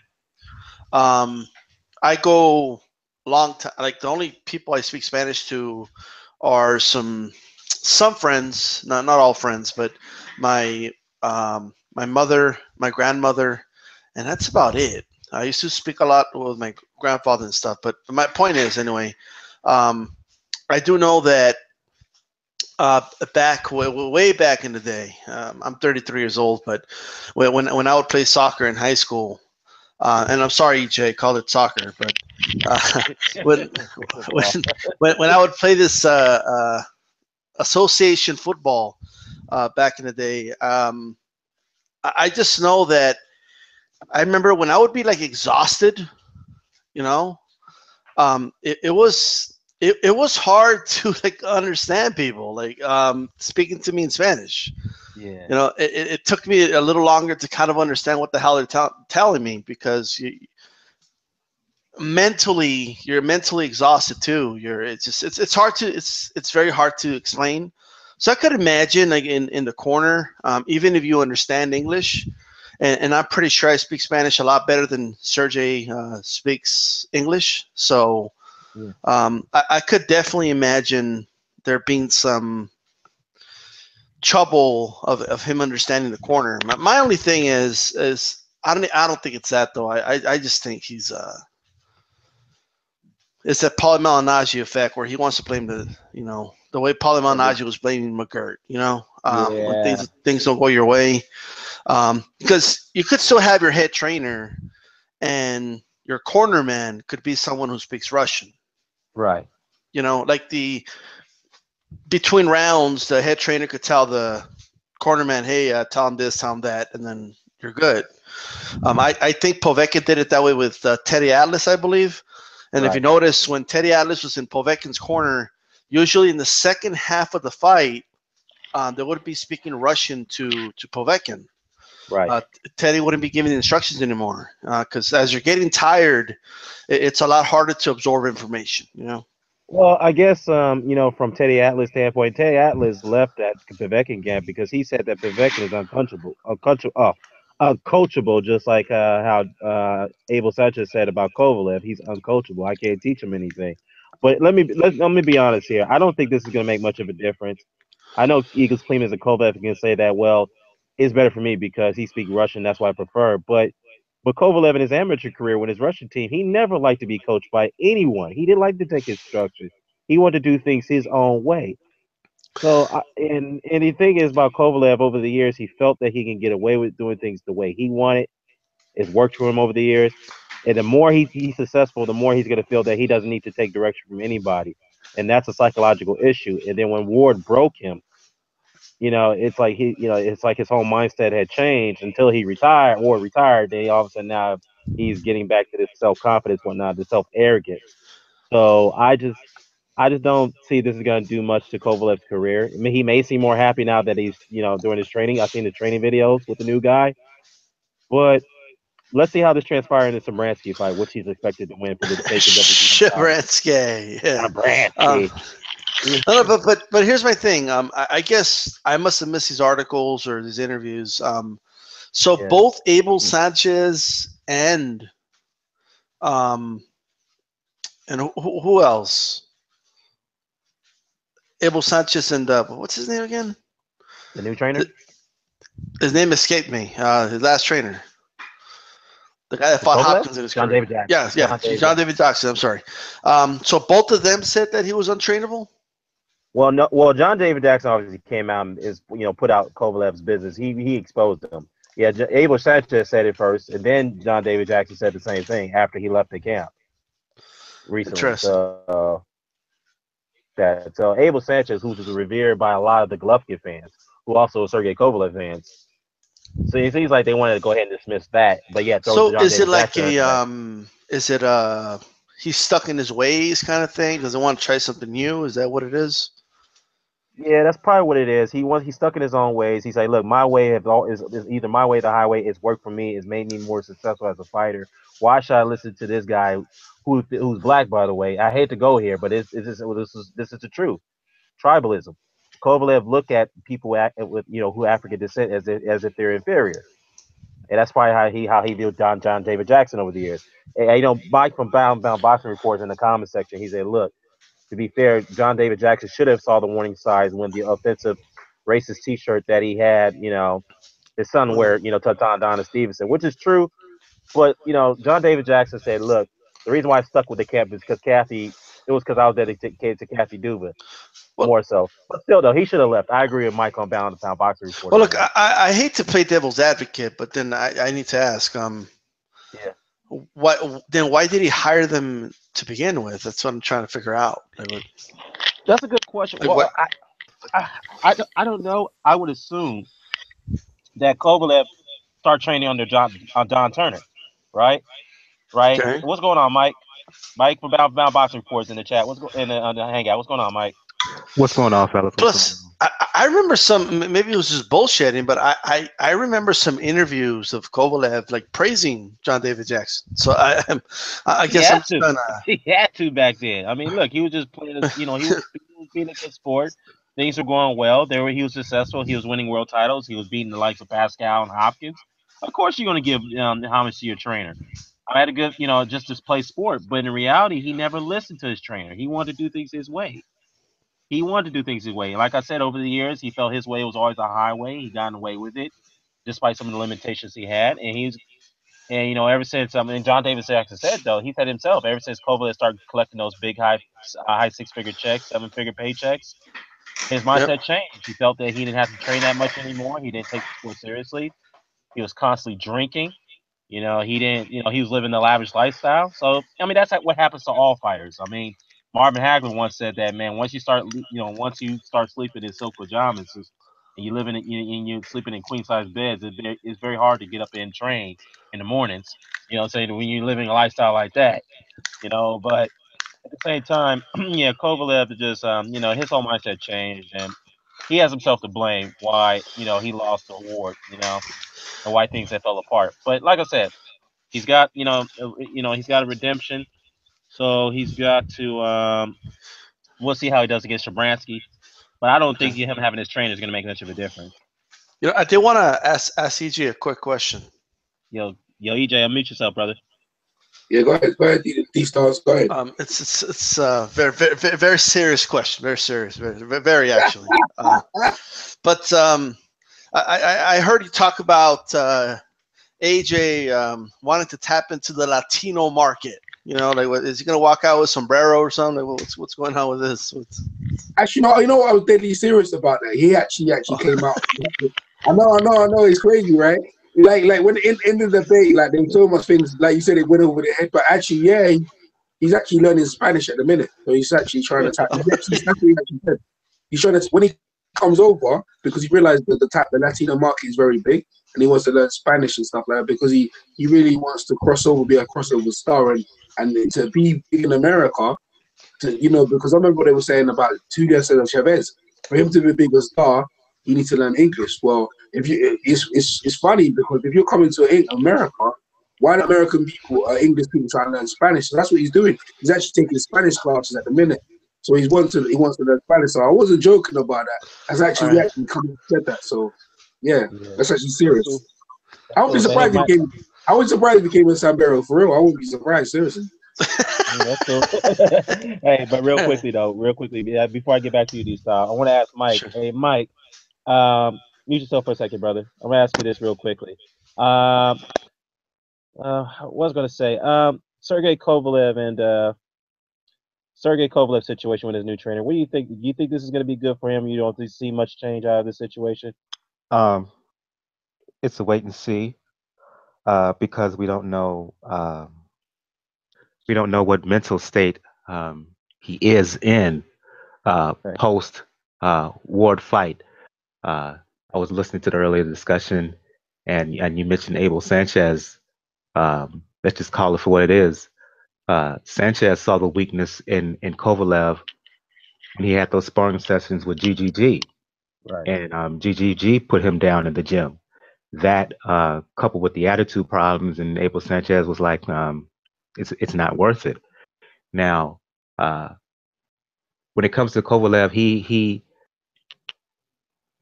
I know hindsight is 2020, but in the aftermath of the two Ward fights, he came off as a bit of a classic bully, Right.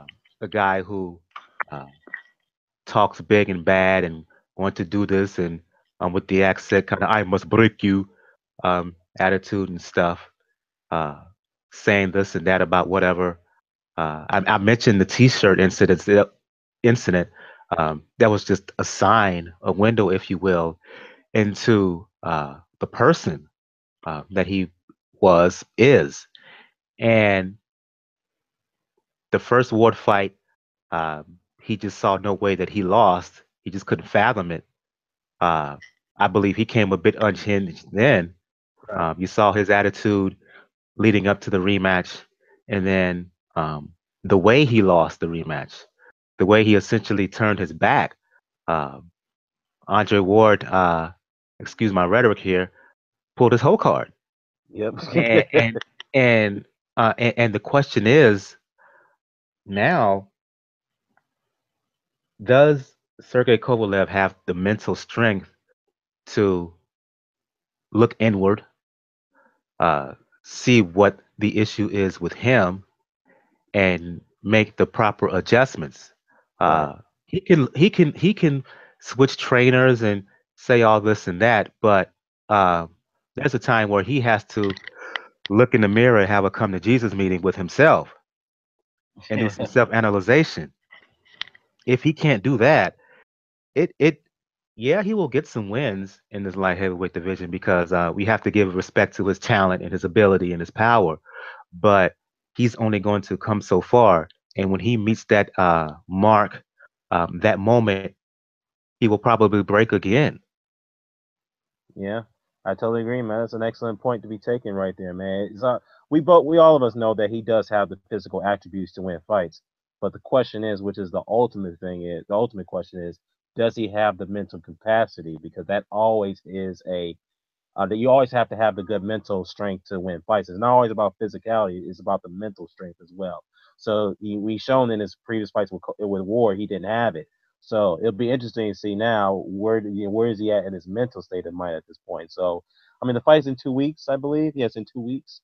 So we'll definitely be tuning in. We'll be watching closely, see how that turns about, whatnot, and we'll definitely go from there. But I got to go into this next topic, guys. This is gonna be a bit controversial. I'm sure it's gonna light up the comment section here.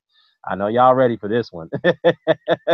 um, the Anthony, well, we already talked about this earlier today, so I don't really want to go into the Anthony Joshua interview with IFL TV, but the Deontay Wilder interview today with Beyond the Gloves with Michelle Joy Phelps. I'm not sure if any of you guys heard the interview, but I will tell you one thing that took out of the one takeaway from the interview. I'm sure I'm gonna get you guys' thoughts on this one. Deontay Wilder says that this fight will not happen unless I get a 50-50 split. Now, I'm going to go down the road, and I'll give you my thoughts after everybody get their thoughts, and then we'll go from there. I'm going to start with EJ. What do you think about that? Do you think Deontay Wilder is entitled to a 50-50 split? Wow, that's news, man. She got the interview. I was about, when you just look bring up, I'm just trying to bring himself. Do I think he's entitled? Well, he's a champion. He feels like he would do numbers. Why not? Why not? I mean, let's be real, right? This is the biggest fight, and I mean, in terms of competitive fight between AJ and Wilder's more competitive than the Fury and AJ, right? Even though that's in England, that's a massive fight, right? In competitive, why if he was 50, why not, man? If you want to meet, he's not going to hurt no one. Give him what he wants. Why are we going to play hardball about something like everyone's going to be rich of it? They're going to make enough money. If he wants 50-50, so be it. I don't see why he is the problem asking for it. Whether he'll get it is another thing. So I have no problem for him asking 50-50. He wants to maximize payday. That's his worth. He feels like he deserves it. So I have no problem. Do you think he's entitled to it though? Do you think he is? Yeah, do I think? I think. You know what? You're entitled to what you negotiate. You know what I'm saying? Okay. And you know, both guys are gonna put their life on the line, and like they're gonna make millions, man. It's like how much millions can one guy get? Why would you even be greedy at this point? You're gonna secure your legacy. AJ needs him like Wilder needs him for a great fight. You know, Joe Frazier needs Ali, and we can keep going down the line. Brothers, they instead of each other. 50-50 is not a problem. They got no problem on the drug testing. Why not? Right. If he wants 50-50, I ain't got no problem with that. Whether he'll get it is another thing, though. Okay. All right. Cool. All right, D Style. What do you think about that, man? Yo, D Style. Yo, can you hear me? Yeah, I I can was hear you, on bro. mute. Sorry. Okay, man. So check it out. I get what EJ's saying, but by that logic, then all fights should be 50-50, though. You know, like everybody's putting their life on the line. Everybody has a legacy. Here's my thing. Does Wilder bring something to the table? Absolutely. Do I have a problem with Wilder starting the negotiation at 50-50? Absolutely not. I mean, he'll be a fool to start saying he wants 30%, you know. So it's kind of like when you go buy a car, you know, it's the dealership has a sticker price and you ask for an outrageous, lower price, because, they're not going to accept that. All right. But that's where you're starting the negotiation. And then eventually you meet somewhere in the middle. So I think that's what this is. I don't have a problem with him asking for 50-50 or let's use the word demand. Right. But the fact of the matter is they're going to sit down and, they're going to tally the numbers, Right. and there's only so much AJ's teams is going, in my opinion, I can't speak for them, but Well, hey, sorry to interrupt you, man, but yeah, he did say in the interview because Miguel Joy Phelps did put him on a hot seat with this question with a follow up and say, sure. okay, he should say, okay, why not a compromising offer? What about 60-40 with the back end money? You get 40 plus back end. Why not? He said, well, no, it has to be 50-50. So now he's pretty much saying it has to be 50-50 or nothing at all. That's what he's saying in that interview. So Well, that's what you got to say to the press, and what I mean. That's what it's to say to the press. But when they sit down and tell the numbers, right. then that's where it counts. Because we got to be honest. I mean, Wilder has never been in a pay-per-view, and while the numbers on Showtime were good, I mean, I'm not, as a boxing fan, I'm glad it did 800,000. But let's be honest, Right. it's not. People are acting. Is it me or are they acting like it was 800,000 pay-per-views? It's like, you know what I mean? It's like, it was 800,000 viewers on a paid Showtime is a paid subscription. Right. But and I'm not saying it's not impressive, and I'm not saying that doesn't mean that Wilder brings. Of course, he brings something to the table, but is it equal in monetary value? Is the capital that he brings in the same as AJ? The reality is that it's not. That's just a reality. We could say it's unfair or whatever the case might be. So all I'm going to say is I don't have a problem with him demanding 50-50. But at the end of the day, they're going to sit down behind closed doors and negotiate this fight. And no matter how you look at it, how you slice it, dice it, Wilder is going to get the biggest payday he's ever had in his career if he gets 20%. Okay. Right. Now, does he deserve more than 20%? Probably. That's why they got to negotiate. But at the end of the day, he's going to make his money. But I understand why he's demanding 50-50. I'll just say that. But I don't think that's what he's ultimately going to get. If he gets it, right, like EJ says, if he gets it, then, hey, if you negotiated that, more power to you. But I doubt that's going to happen. Yeah, I agree with you on that one. Good points, man. Low place. Ain't no place like low place. I know you got something to say about this one, man. What are your thoughts about Wilder saying 50-50 or no fight at all? What do you think? I just want to know.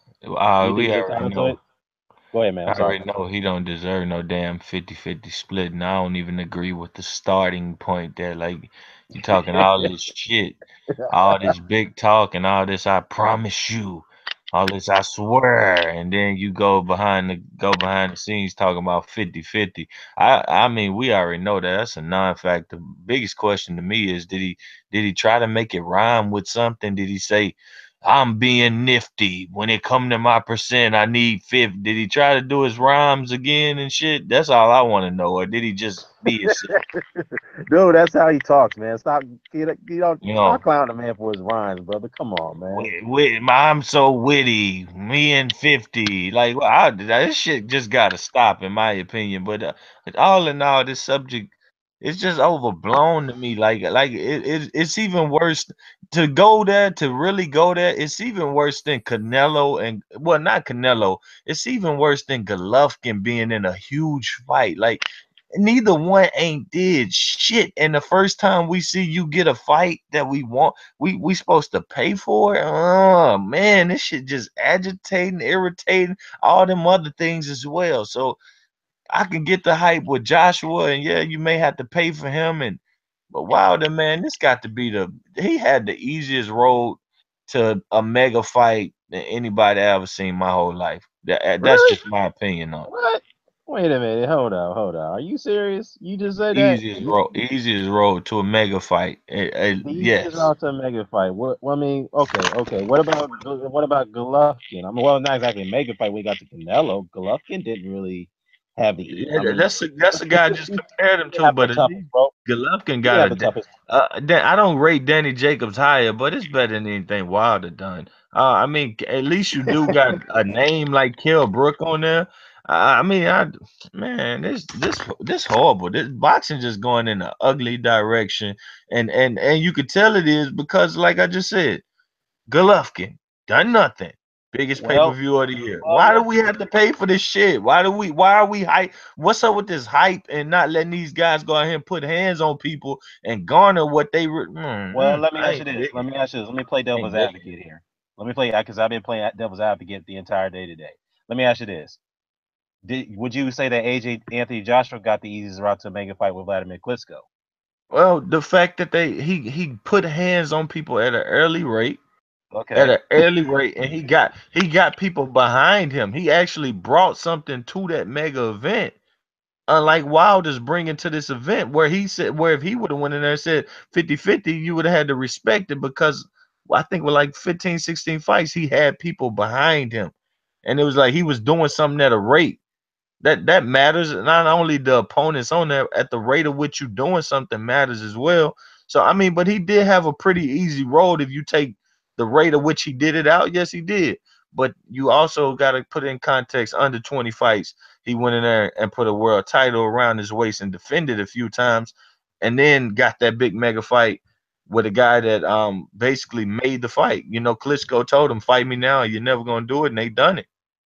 All right. Well, I mean, you didn't quite answer my question. So you're saying he did not get the easy route, or he did get the easy route to Klitschko? Nah, I can't say easy because the rate of which he had to step it up and go. Wilder literally has 40 fights and has done nothing that we really want to see. I get it. Here lately, he put his foot Okay. down a little and tried to get the better opponents, but man, it's still bad. You know, nearly 40 fights is just bad. Like that's where we going in boxing. We pay for shit. You know, we pay for potential, or we make them show that they can reach their potential. Then we pay. I don't get it. Like I would, if the pay per view dropped off today, I'm not paying for that shit. I'm not. I'm not participating in pushing a circus that I don't like. All right. Well, hey, that's your opinion. That's your opinion, man. I'm gonna go down to Mike, man. Mike, what do you think, man? You think Wilder's entitled to get a 50-50 split from Joshua? First of all, historically speaking, this is nothing new. So, Right. come on. Yeah, Let's I be agree, brother. come on, come on. What did Roy Jones exactly do? Beat a Bernard Hopkins who was still green to get the pay per view with James Toney. Come on. Yep. Thank you. Good Uh, point. Good point. uh, when I look But at the what was the pay per view numbers on it? It's not a mega, like these are mega fights That these was a super days. fight, though. That was a super fight. That was a fight people wanted to see, at bro. the time, it was the most anticipated fight in boxing in 1994 that year. So come on. Yeah, but they Uh, were still second rate to the heavyweights. Let's be honest, they were still second rate to heavyweights. It wasn't a um, million. What was the pay per view numbers on it? Like au contraire, mon frere. Both of them was just as highly regarded, pound for pound rankings and otherwise, as the heavyweight champion. So again, let's not go there. But to answer the question, um, I take a historic perspective of this. There's nothing wrong with Deontay Wilder asking it. I think it was EJ or the other brother's point. It's a starter. That's all it is. It's just a starter. That doesn't mean he's going to hold on to that demand. Uh, but the reality is that Anthony Joshua, he is the draw, not just in heavyweight division. Arguably, is the biggest draw or fast becoming the biggest draw in boxing. The reality is Anthony Joshua is a global figure. A comparison point, a comparison fight. Ray Leonard, Tommy Hearns, 1981. Leonard needed Hearns. Hearns needed Leonard to establish both of their legacies, right? Um, Interestingly enough, there was an offer to Leonard to fight Hearns the previous year. Angelo Dundee turned it down because, in his words, he wanted the fight to build up to get quote, quote, juicy. Um, Hearns was a star and dangerous. Leonard was a megastar with commercials all over the place and whatnot. And at the end of the day, when it came to the negotiation table, Leonard, he got the bigger sum by far. That's the same deal here. Wilder, he's going to ask for this percentage for an even split, and fair enough. I can see why he wanted, because he's also a heavyweight champion. He just wants to how can I put it? Not he wants to keep his value. He don't want to undermine himself in terms of the money he could possibly make. But at the end of the day, like Leonard Hearns, excuse me, or even more to the point, like De La Hoya Trinidad, we know that just like Leonard in 1981, just like De La Hoya in 1999, that when it comes down to it, if they were to fight, that because Joshua is much of a bigger attraction, much of a global star in a sense, that he's probably going to get the lion's share of the money, be it if the fight's in England or even if it's in the U.S. It's just what it is. So I don't take too much into what Wilder says. Right. He can ask for whatever, and he's in his mind, he's entitled to it. And I'm not going to say he's not, but at the end of the day, we know how these things go historically in the past and now. Right. Well, you know what? That's a good point. Here's what I gotta say. I said this earlier. He's entitled to ask. I totally agree with you guys on that. That's a starting point as far as a negotiation tactic. I didn't think about that initially, but I'm just thinking it from a more irrational standpoint. I think that he's not going to get a 50-50. He'd probably get even maybe more likely. I said 30% split. That's probably the more logical number he'll get. But if I'm going to push it, maybe 35% plus some back end money. I mean, Maybe. in short, you ask high now. Right. You settle Right. for a little bit less, which is probably going to be more than what you intentionally, with at least what you thought you was going to get when this fight came up. Right. Yeah, that's a good point. That's a good point. It's like when you're selling a product, right? Somebody walks into let's say you work in a cell phone shop, right? You work in a cell phone store, you're a sales rep. When a customer comes in and they're asking for, inquiries on products and services, you're gonna start from the highest. Start with the most expensive, not saying the most expensive device, but the mid-level, pretty expensive device. Then you work your way down. So it's kind of equivalent to that situation. I see where you're coming from on that. So that's an excellent point. So I mean, a lot of people But at the same time, it's the same big mouth that's running around. It ain't about the money. With me, it's about the legacy. He the same dude doing that shit.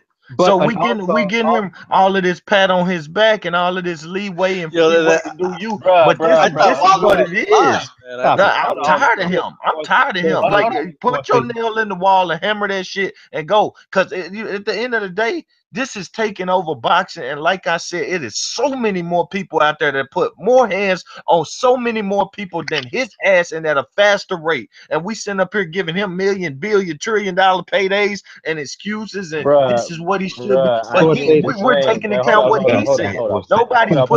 Nobody's putting his quote on his back and making him wear it. Listen, You got to tattoo his quote on him.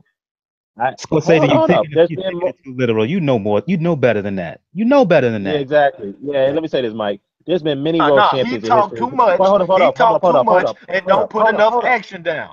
Why does he get to talk and don't put no action down? I'm tired of Deontay Wilder, big mouth ass. Hey, hold up. Let me just say something real quickly. First, yes, he had a slow start. I get that, okay? But the fact is that he's not the only fighter in world champion history who's had slow starts. There's been many fighters who had piled on many fights early in their careers or late in their careers and they became world champions. Okay, it has happened before. Okay, he's not the only guy. I understand you want to use that against. Tell me that person. Tell me that person. Name me that one person that is going into his first big fight is going to be $1 million pay-per-view. Name me that one person that had that slow start, still never done nothing, then did $1 million pay-per-view, basically on talking. This sport is not called talking. This sport is called boxing. And what we doing is Conor McGregor. Conor McGregor. Conor McGregor. Conor McGregor. That's what I said. I respect him. He put hands on people in this sport, though. Then he won a championship. $1 million payday. He never got no $1 million payday. Never got no $1 million payday. Talking about a circus compared to a real heavyweight champion. That's how bad we lower our standards to give Deontay Wilder a pass. We go. You can't receive the answer and say no. I'm telling you, you lowered the standard. You went from a circus fight to then compare it to our heavyweight champion. That's how fucked our sport is. But wait a minute, Scorsese. I'm trying to understand what. Let me get this point in. Sure. Because there's a bit of a hypocrisy here. You can't sit here and say you're going to give credit to Conor McGregor, a guy who never boxed in his life, who talked his way into a mega payday. When did I give him credit? You did. You just did. No, I said he was in a circus fight, and I said I gave him. Also said you give him credit for putting hands on folks. He did it in the MMA. MMA and okay, I'm not giving him credit. I'm giving him credit for what he done in the MMA. At least hold on. Wait, how can you say he's not giving him credit? You give him credit for what he done? Yeah, but no, Floyd put a circus fight on, and it's a circus fight I didn't buy. But to compare our heavyweight champion to a circus fighter, there you go. That's how fuck boxing is. Y'all just had to come up with Conor McGregor. Y'all just had to come up with Conor McGregor to give Deontay Wilder a pass. Wait, hold up. Felix Stern earned $1 million payday or more versus Oscar De La Hoya. He didn't do much to get that fight. Hey, I'm saying that was a big pay-per-view too. Once again, that's not a super fight. Oscar De La Hoya is a super fighter. Bro, we can't keep moving the goalposts, bro. All right, here's my thing. Let me just say this really quick. First of all, when Felix Stern to give Deontay Wilder a pass, that's sad. No, look, if Wilder were to fight Joshua, you don't know that does 1 million buys in the U.S. You don't know that. I don't think it does. You're putting it up to be the biggest fight in boxing. Nobody put Felix Stern, Oscar Del. That's my point. I'm saying a guy has done nothing. He's going to the so-called biggest fight in boxing right now. But here's my thing. I'm just trying to understand, though. So you're angry that he hasn't fought anybody. Now, he's about to, if he does fight Joshua, he's fighting arguably the best heavyweight in the world. Isn't that going to answer all your questions? For $80, I want to pay for something that's proven to me. So pay for something that's proven. I don't want to pay for some guy that's knocked out something he's supposed to knock out. Come on, man. This ain't what we supposed to be doing. Like I said, we are paying for potential, not for proven. We did it with Golovkin. Joshua was winning fights that he's supposed to win. Hold up. Joshua's winning fights that he's supposed to win. It's not about Joshua. It's about Deontay. It's about Deontay, bro. Just stream it. If it's the best fighting the best, then they're both going to be unproven at a certain point. How's he the best? How's the best? Wilder's rated number 2, bro. When did he beat? He's rated number 2. When did he beat Brian Johnson? When did he beat anybody that was top 10 except for Bermain Stavern? Okay, answer your own question. Wait a minute. Then answer me this. Hold on, he answered his own question. No. If he's saying that, the question becomes who does he think are the best heavyweights in the world? I don't. Today is just one that's really reputable. It's just one. And sadly, let me ask you this: who's done better than Wilder, other than Joshua? Who's done better than Wilder other than Joshua? Does that mean I need to pay $80 just because who done better other than you? I mean, question, bro. Okay, I'm going to answer the question. Then let me put some context to what you said. Nobody's done. No, can I do that? Okay, put context to what you said.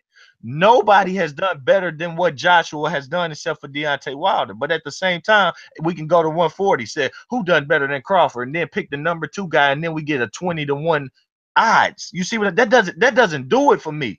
You being in second place just damn near by default doesn't mean I need to pay $80 for you.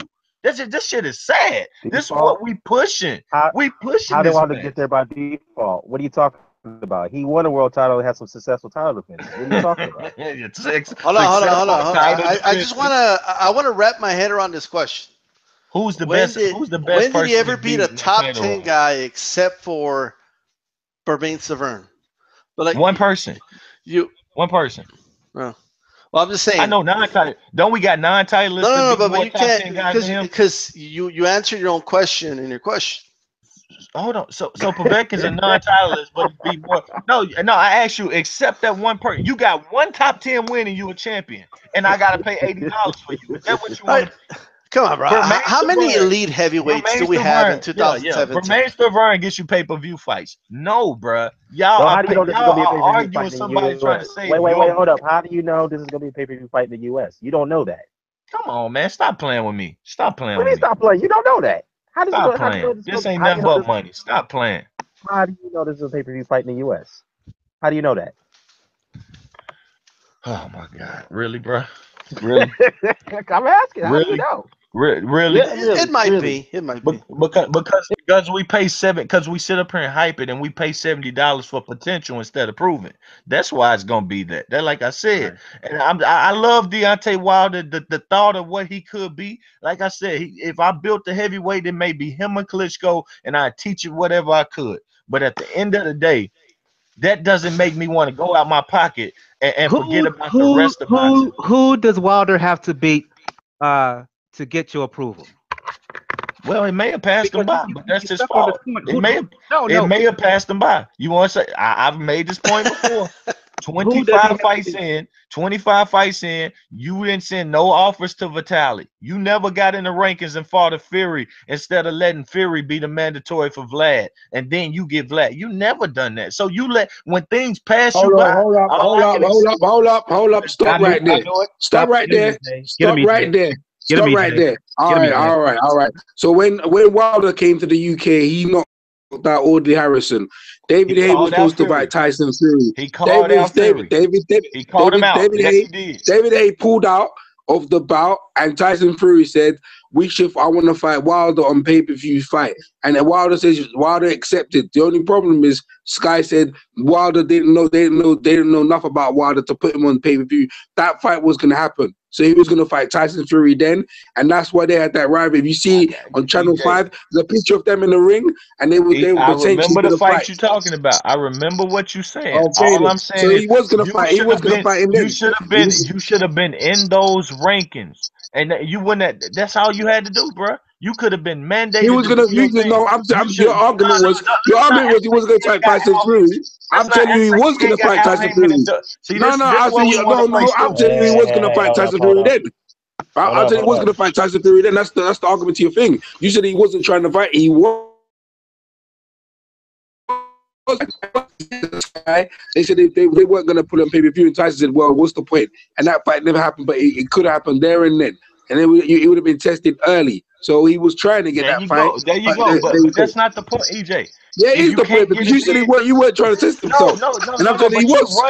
You're running over how you fixed that. You're running over how you fixed that because you think you checkmated me and you have not. So you just keep talking over me. So basically what you do to fix that is you say, hey, I'm ranked. But instead of being ranked, instead of his people doing the business the way they should have, and let's not act like he didn't have De La Hoya, Golden Boy, Haymon, Schaefer, all that, just to put him wherever they wanted to, just like they do with these WBC rankings and every other ranking. He could have been 2, 3, but no, they didn't never make the runs to do that. So all that talking on the ring apron, that's got you where you are today in a begging position. Whereas putting hands on somebody would have got you in the I'm the big dog. Joshua, I do get 50%. Matter of fact, you get less, but it didn't go down like that. I missed something. Here. Mike asked you a question about what does Wilder have to do to. What does he have to beat to get your approval? I didn't hear the question. It's over. He said there's nothing he could do. No, I didn't say it's over. It's potentially. I seen news where they said, hey, potentially Povetkin's coming back. Ortiz has been unbanned. Those are fights you could probably try again with strict testing. Hey, that would be the best. Those were the best options after you failed to get the 3 names I just mentioned before.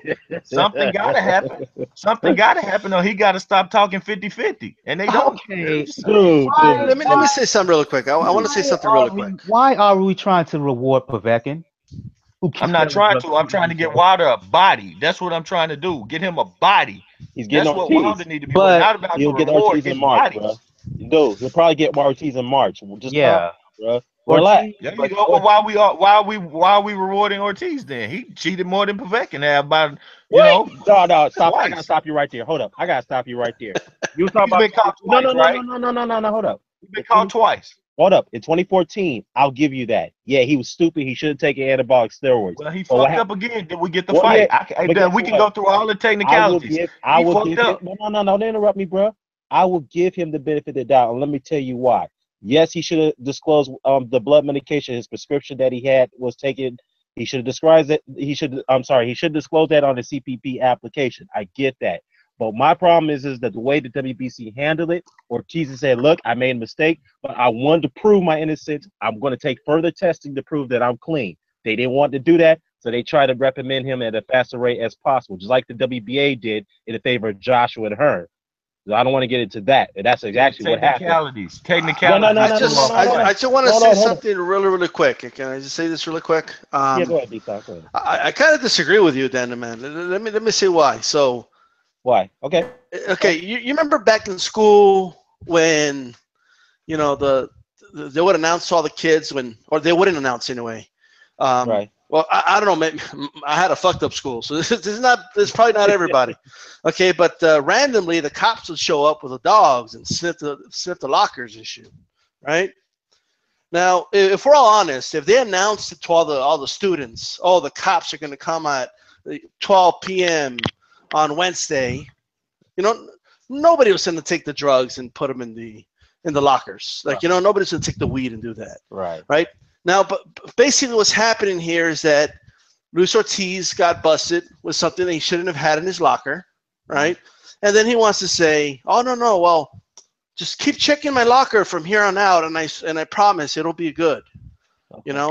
And I don't like that. Like, he got busted, and the substance that he got busted for, it happens to be in high blood pressure medicine, but it's used as a masking agent to mask PEDs. Right. So, and I'm not really buying his excuse. I don't want to dive into that, but just wanted to throw that out there.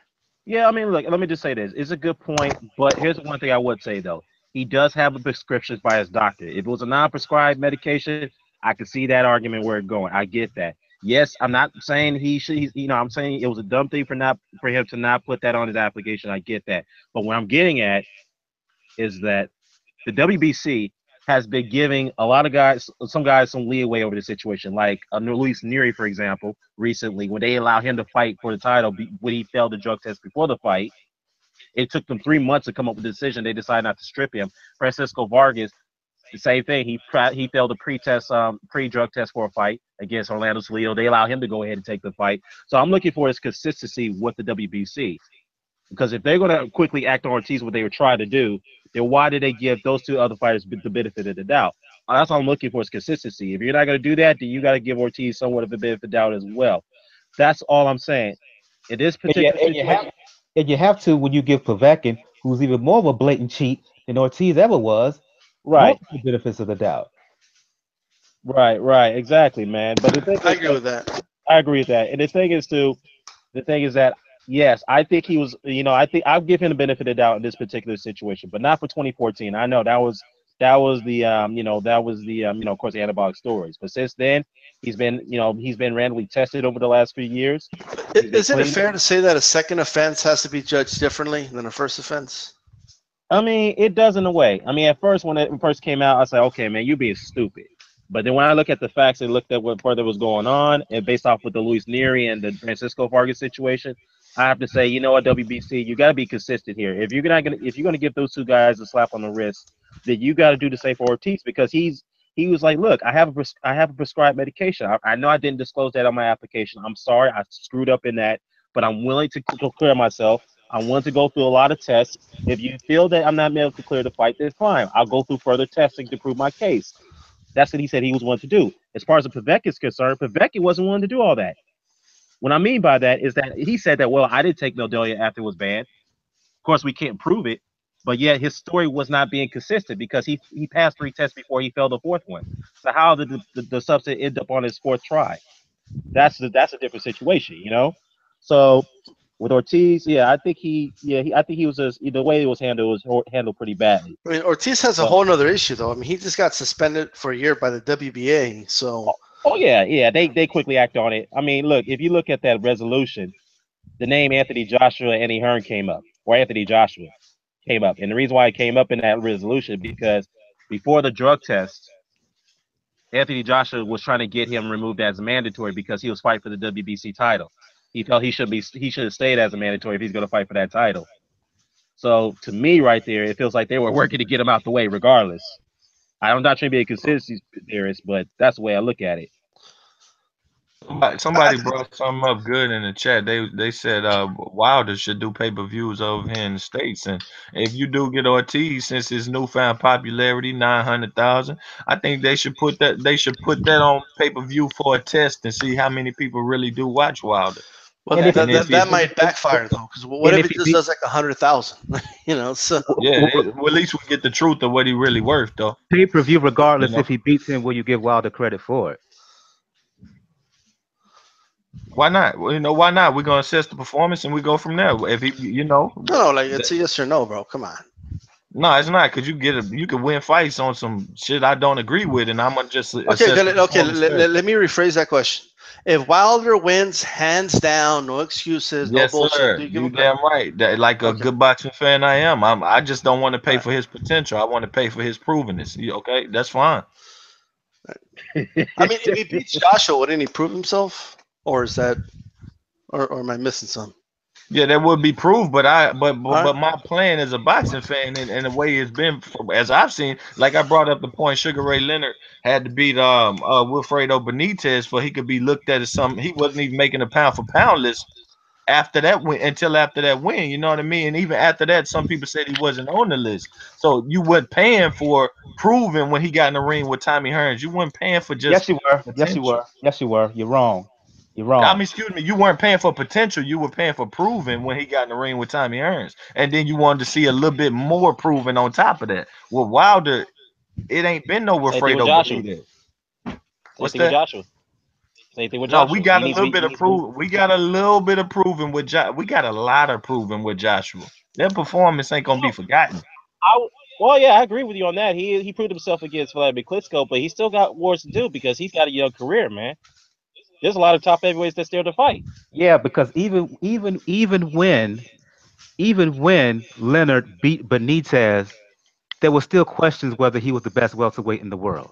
Exactly. Even when he beat him, Benitez, even when he beat Duran in the second fight, there were still questions of whether he was the best. So when the pay-per-view happened with Hearns, there was stuff to be proven. That's why I say you're wrong. Yeah, I'm saying he was. Of course, you always got more to prove as a fighter. I'm not saying that's one. You get one win and that's all. But give us something till we know what we're getting. We knew what you were getting when you said Hearns Leonard with Wilder. With Wilder. Period. You don't know what you're getting on that level yet, and they asking for more money than they even asked back then. When I go back to the Roy Jones James Toney fight, what would Roy Jones actually prove by the time that Toney fight came along in '94? What did he prove? Didn't Toney have the knockout over Nunn? And No. We're not talking about James Toney, bro. Jones had to win over B-Hop, right? Jones had to win over B-Hop, and also a silver. Yes, and a silver medalist that should have been a gold medalist. And like, Wilder had a bronze, so you're not making a distinction here. But where's the Hopkins wins that say you proved a bit, now you get to prove some more, and we'll pay for it while you prove that. And you're still missing my point. I got this. Okay, go ahead, man. Hopkins fought when Hopkins fought Jones. Hopkins did not beat anybody of note along the way to that vacant title, that shot for the vacant title. Jones beat him, and then Jones defended he fought Sugar Boy Malinga, who knew him. He made one defense against Thomas Tate, who had lost to Julian Jackson. He only made one defense of the title. He gets the shot against Toney, who at the time was second pound for pound in the world. biggest fight out there. It was getting all kinds of hype, and the question still remains. In this equation, Jones and what he's done is equivalent to Wilder. Same thing, same accomplishments. While Tony had proven stuff, beating none at middleweight, moving up and annihilating Iran Barkley. He was the more of a proven quality. So in a sense, he's a comparison to Joshua in terms of what they have proven. You sit here and you talk about what Wilder, he has to prove this, he has to prove that. 300,000 pay-per-views doesn't sound like Wilder the Joshua. 300 I'm talking about a take the huge mega pay-per-view. fight where you talking about they barely did today. They wouldn't be on pay-per-view the next time they Bro, fought. what's a Yes, they mega would. fight? Yes, they would. Over 1 million buys? Is that a mega fight to If you? you looking at million plus buys, yes. Number The one. Floyd Okay, Mayweather well, Let me finish, please. Let me finish because he asked Sure. me a question. Number one, comparison in that in 2017, it would be a mega fight. It would be a pay-per-view fight. Number two, Jones, again, to my point, Jones did not prove anything. He technically did not beat a good, great fighter. Just like you claim that Deontay Wilder did not beat a good, great fighter up to this point. So the question is, if you're going to say that about then the question is, are you really going to say now, are you going to say what did Tony do, what did Jones do to earn that pay-per-view fight back then? That's the question. That's why I make the comparison. Like I said, you move my goalpost, but I still believe a Bernard. Because I'm gonna say you move my Let me tell goalpost you now, because of this. the biggest I'm gonna name say, on hold Bernard on. I'm Hopkins, gonna say you the move the biggest name on goalpost. Bernard Hopkins up to that point was a No, hold on. Aquino. I'm gonna address it. I'm gonna say you move the goalpost because, like I said, we talking about today's the biggest fight in boxing, and it's going to sell bigger than any other fight out there as well.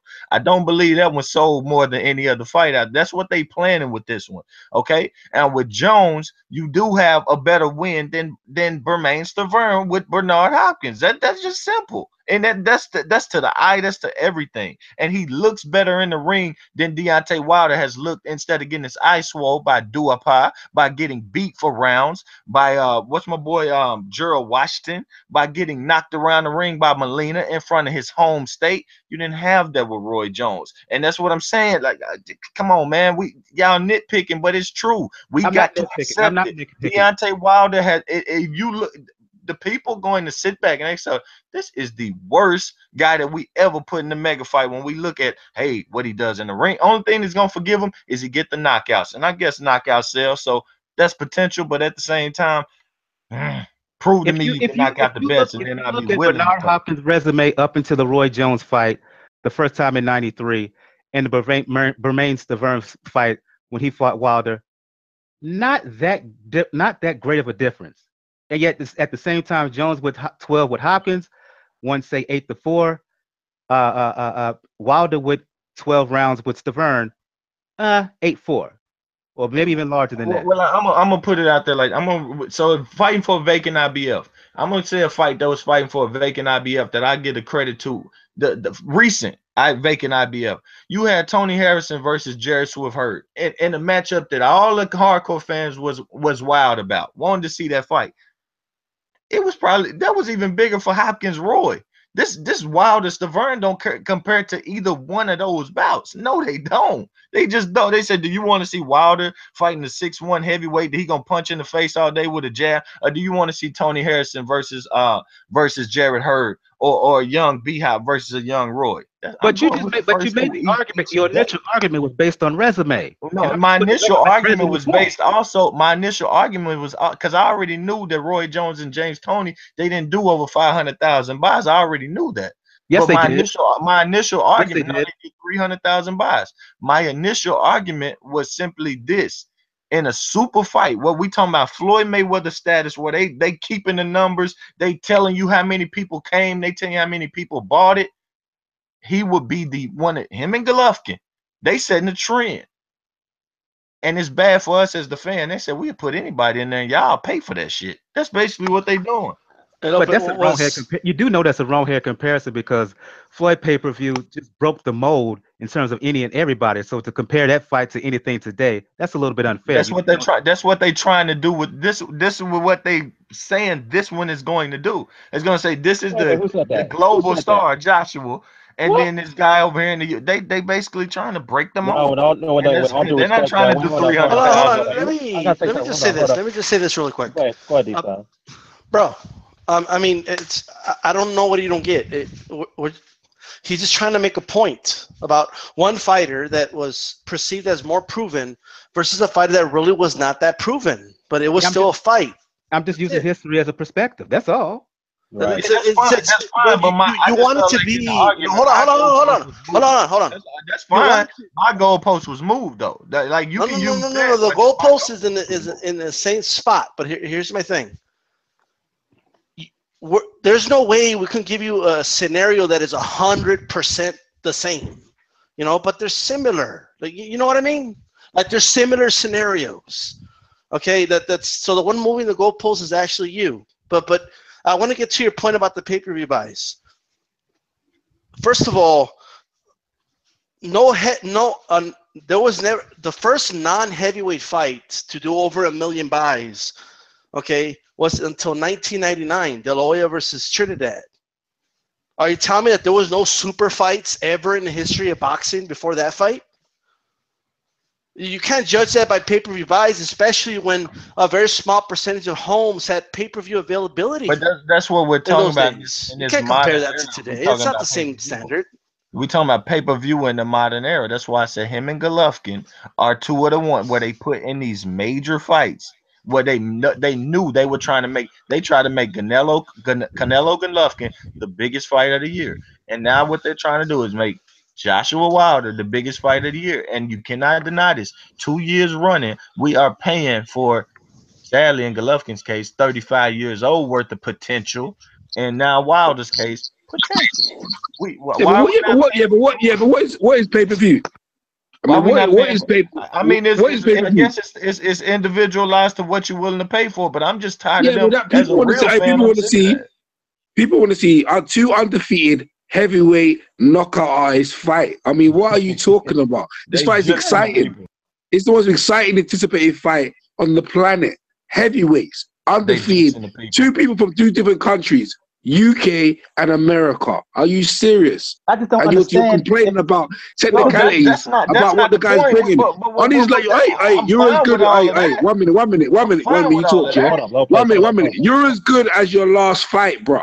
You're as good as your last fight, right? Wilder blowing out Stavern, the last guy to go 12 rounds, yeah, is a good storyline coming into the fight. The guy went 12 rounds with him and he blew him out in a round. Right? And now he's calling out AJ, who just beat Klitschko. The heavyweight division has been dormant for years. And now we've got two undefeated heavyweights, and you're complaining about technicality about what's this guy done. You don't care about that. I mean, ain't no one care about that. No one care about the money split. The original comment was, the original comment was, yeah, how much is it worth, yeah? You gotta let EJ talk, bro. You keep talking over people. Hold up. The original statement was, does Wilder deserve 50-50? With all that, everyone said their take, and I said, yeah, he probably ain't going to get that. I don't mind if he asking for it. But the bottom line is this, when you see that fight, trust me, you're not going to be complaining about what Wilder did in the past. That fight, this fight right there is going to be living up. You know he ain't going the distance. You know he definitely ain't going the distance. Someone's going to get knocked out, and it's going to be brutal. And that's all you care about. I don't know what you're talking about is some bullshit. Some technically bullshit, and you're off in your own head. You need to wake up, bro. This is the best fight. The best fight on the planet. Hold on, give yourself the best fight on the planet. You need to wake up. Yeah, you're some bullshit, bro. Like I understand what you're on. And you're some bullshit. It don't make no sense. It don't make no sense what you're talking about. This fight here, this is what boxers and this is what people pay for.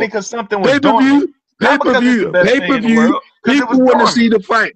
People want to see the fight. That's what it's about. That's why people pay-per-view. If you don't watch the fight, don't watch it. And simple as that. Like, so what? Don't watch it. That's what you're gonna do. Don't watch it.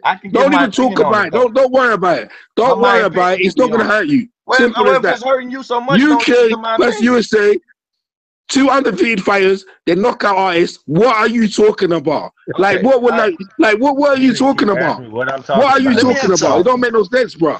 You know what I mean? I don't know where you're lost in your own head. Can I add something really quick? Look, and this goes to anybody who's like doesn't think that this fight should happen. Let me put it this way: it's not like their career is over once this fight happens. Like they might fight again, and then they might fight some other people, and then they might fight Parker. Fury might come back, and then they'll get it on. I mean, we have to get the ball rolling somehow. Like these guys got to start fighting each other. We have 3 titleists. They're all undefeated. They got to fight each other. Right? Well, we got Tyson Fury over there in retirement, or I don't know what he's doing. I hope he comes back and he'll get in the mix. Okay, I mean this is what we need.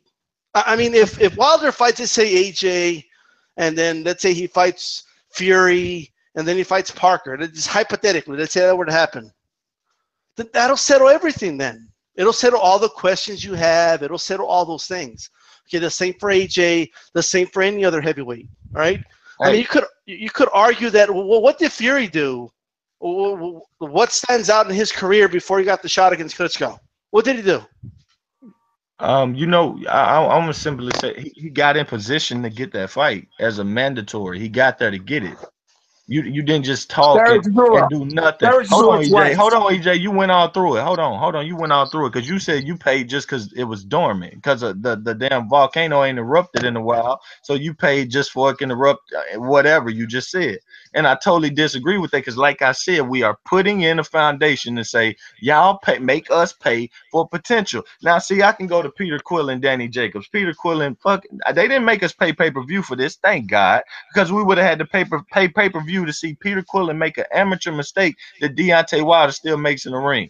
Try to parry punches with the wrong damn hand. If you go in there, for instance, Joshua goes in there, feints at him, Deontay Wilder, and he knocks him out with 1 punch. Deontay Wilder freaks all out like he does, gets knocked out with 1 punch. You mean to tell me I pay $80 for that? That's where I'm coming from. We're once again, I get all that hypothetical. What if they do this? What if they do that? I get it. The division been shitty. I get it.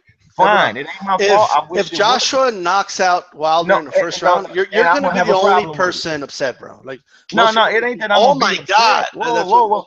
Why would I? But once again, why would I want to pay that? No, I would look at it and say, I told you we had an incompetent fighter in that damn ring for $80 worth of my money when you could have had somebody that was really proven, that his people didn't coddle him and protect him. Look, I get it. It's fun. It's a lot to talk about. You can point out countries, but I'm talking about the what's going on in the fight. One guy ain't really proved he should be there on that stage. All he showed was knockouts. Here's the question. Well, here's the question. The masses. He don't pass nobody eye test. What eye test is he passing? The masses dictate if it's a big fight or not. They do. Well, there you go. So it's a big fight. Very stupid. So it's a big fight. So you're right on that front, but I can voice my individual opinion. That's all I do. But you are 100% right, and I call the masses stupid all the time. So the question begs then: who do you think is deserving to put your money down to pay for, regardless of heavyweight? Then, because that seems to be your sticking point. That they haven't deserved it, they hadn't earned the right for you to put your money down. Honestly, then the question begs: Thurman Spence, that'd be per division. Thurman Spence. If you gave me Garcia, I'm not happy with Garcia as much as some people are. Garcia Crawford, 140 potentially. Crawford versus Spence Thurman, more proven. 54. To be honest with you, they ain't getting enough buzz. But to me, the Charlo's Hurd, hell, throw Lara out because he's not gonna fight. I go to 60. But a lot of those fights won't sell, bro. They won't sell. I get that. That's what I'm saying. But I understand that. But what I'm saying is, we accept that, these fighters are actually better than you. But just because of public hype, we gonna hop on this. That's all I'm saying. That's what we do. This is like talking about Lonzo Ball when I don't know who when Kyrie Irving just killed him tonight and saying, "Oh, we're not gonna talk about Kyrie." This is what we doing. This Deontay Wilder is Lonzo Ball and LeVar Ball right now. Facts. Bro, let me tell you something. What you just said there, bro, like, I ain't gonna lie, you drowned yourself, man. You just drowned yourself. Let me tell you something. From the style of boxing heavyweight division is the crown jewel of the boxing. The heavyweights, 2 undefeated heavyweights, undefeated from 2 different countries, is epic. And you're gonna get a knockout. A knockout is the thing about boxing. It's like when you're watching baseball, it's the home run. This is what it is, right? People pay, they want to see knockouts. every casual person, whether inboxing or hardcore, they want to see knockouts. What the stuff you're talking about is sitting down there and possibly 12 rounds of fighting. No one's interested in that, man. The majority of people want to see people splattered all over the canvas. In the heavyweight division, that's what you're going to get. That's why it's the crown jewel. So they get paid so much. What you're talking about, what you just said there, are great fights, but they ain't living up to what we are talking about. We're talking about two undefeated heavyweights from two different countries, right? And they've done things to hype the fight up, and the people want to see the fight. And what you just mentioned right there, in all due respect, yeah, bro, their pay-per-view couldn't even get. I'll be lucky if they get past 2 mil. What are you talking? You're talking about over 100 mil pay-per-view fights, revenue, giving people jobs in both countries, T-shirts, merchandise. You're talking about the rights, pay-per-view rights. You're talking about TV net. Well, this is epic. And you're talking about some crumbs about what the guy did before coming into the fight. If Wilder gets knocked out, everyone said he got a chance to come back. I mean, what are you talking about, man? You know what I mean? With all due respect, Scorsese, man. I mean, boy, I know you love boxing, but bro, like, I think you missed the boat on this one, bro. Here's my thing. Let me get some personal disclosure here. Okay, get your point in, Mike. Then we'll move along. Go ahead, man. Go ahead. I can understand his point at a certain level, Scorsese. The issue is this. Given the fighters, given the fact that I believe they are the two best heavyweights in the world, given the potential global ramifications, if the fight's out there to be made, if the folks are calling for it, let the fight happen. That's number one. Number two, you cannot sit here and talk about 154. I understand why you want that fight, but junior middleweight is just as unproven as heavyweight. I mean, if you want to make the argument, there's no definitive guy at heavyweight. There's no definitive guy at 154 pounds either. There's not. Yeah. All right. Let's move on each other. So you contradict. If you're going to make that argument, use 154 as a fighter pay-per-view numbers and whatnot, even though there's no really consensus number one established guy. You can't sit there and make that argument, but then make an argument that this fight between Joshua and Wilder shouldn't happen. I think. Hold on. If you're the middleweight, doggone it. All right. Let's see what the potential is for Joshua and Wilder. And to EJ's point, given all the things that could happen as a result, let it happen. Right. Okay, guys, let me just go ahead and move on to one more subject. Then I'm gonna have to end this. All right, end this hangout. Great discussion, guys. Just one more thing, and probably real quick. Alvarez and Stevenson. Now, I know this is Low Places topic, but I'm gonna get on to this one. All right, I'll talk about Mikey Garcia and Jorge Linares. I mean, Mikey Garcia rejected that fight, so I will probably cover that tomorrow. But I don't know why he did it. But anyway, let me get into Alvarez and Stevenson because I wanted to get that one real quickly in here. Alvarez is upset. What's his name? Lady Alvarez is upset because the WBC is more likely going to go ahead and give the green light to Adonis Stevenson versus Badu Jack. And based off early reports, that fight is more likely confirmed for next year, January 27th. And Alvarez is upset because, according to him, if I read this correctly, I don't think he was really informed about this until the news came out earlier. And he's upset because now he's in the WBC is now putting out posters. They're starting to do early advertisements of Badu Jack versus Adonis Stevenson. Now is going to once again pay step-aside money to Alvarez. Understand is that if Alvarez is upset because this fight is going ahead, he feels that the WBC doesn't seem to respect him based off the situation. My thing is why is he still taking step-aside money? Shouldn't he be forcing this fight through? What's going on here? I wanted to go down the road here. I'm gonna start with EJ, man. What do you think about this, man? This is kind of confusing to me. Bro, I ain't gonna lie to you, bro. I don't even care I'm not interested in this topic too much, man. Like, if we go for Alvarez to me, who's the Alvarez? Did he beat Butte? Was that the one who beat up Butte? Yeah. He beat Butte and beat Pascal. Yeah, man. I'm not interested. Yeah, I'm not interested. That dude don't do nothing for me, bro. Like Donald Stevens should beat that easy. Whether that fight happens or not, it doesn't really move nothing for me, man. The only fight I care about is Adonis Stevenson versus Kovalev right now. If that fight happens, but the Alvarez guy is just like there, man. Like it's whether Stevenson loses to that guy, I won't care. Stevenson knocks him out, I don't care. It's not. It's not doing nothing for me, bro. I mean, I watched the fight, but I really and truly like I'm not interested in either one because, to be honest with you, Stevenson, he needs a Kovalev on his name, and so does Kovalev need that fight. And Alvarez is really and truly beating them guys who've been beat before.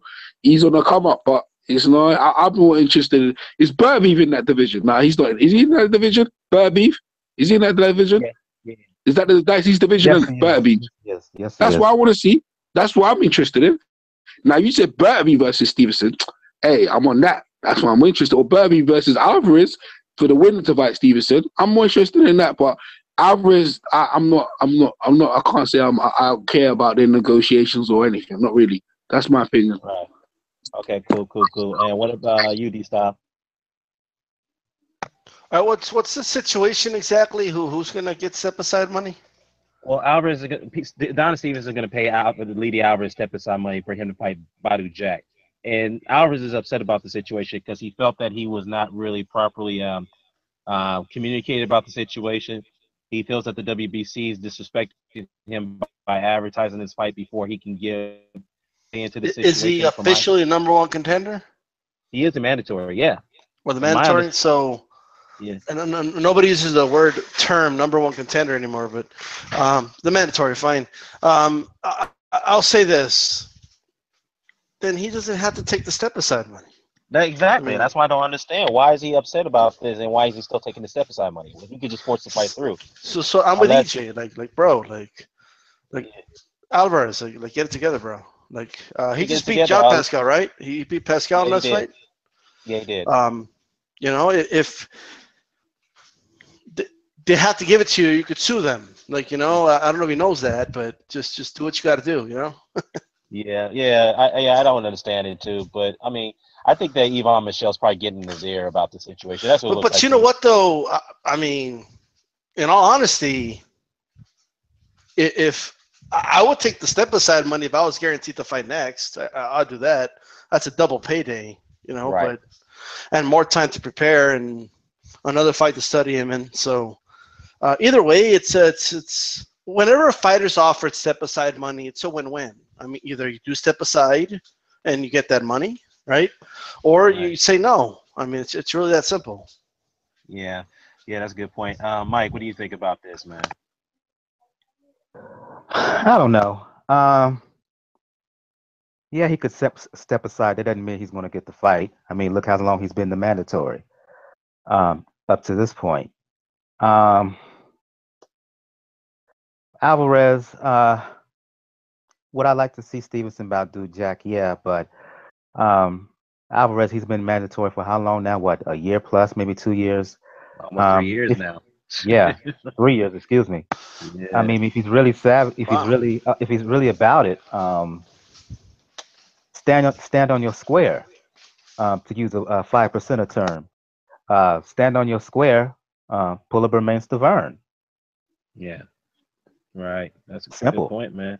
Simple, yeah. Not by getting knocked out in the first round, though. Don't do that. All right. Last but not least, low points. I know you're gonna go in on this one. Say your piece, bro. See, that's probably the fear he has, that he might get knocked out in the first round, because that's shit Adonis has seemed to do to people before. But that's why he's taking step aside money. That's why he's turned down the fight. That's why his team, like, look, he had to fight December 2017. He had it. Mark Ramsey chose to train David Lemieux instead of him. He had to fight December 2016 as well. But that same trainer, Mark Ramsey, told him, we need to see how you do versus other southpaws first. And then the later Alvarez finished the quote with, but I was ready to go right for Stevenson. Well, okay. If you was ready to go right for Stevenson, why didn't your 35, 33-year-old grown ass get your ass in there and do it. Yeah, Well, I gotta ask you this though, devil's advocate, why is Stevenson still paying him step aside money? look, it's simple as this. I said, That's a good question. no, it's not a good. It's not a It good is a good question. It is. It's actually not a good question. Okay, well, you let me answer. It's just Comedy Central. If you let me answer what we got going on here. First of all, he's received one step aside payment. His promoter cleared that up. People wanted to say it was two, including yourself, Dan. Yeah, He received the step aside payment because Stevenson was on a damn year layoff and he was just fighting a tune up, which happened to be his hardest fight that he ever had at 175. So this will be the second time he's paying him. No. This actually, like I showed you the quote. He said he got paid. He got paid one time, step aside money. And I'm not talking about the last time. I'm not talking about the last time. I'm talking about now. The new article. Your second time paying him, but you're refusing to see. You're refusing to see he's potentially paying him to fight a guy that actually should have been the lineal 168-pound ring IBF and WBC 168-pound champion that beat the shit out of James DeGale. And, you know, they should have stopped the fight to help the man preserve himself, in my opinion.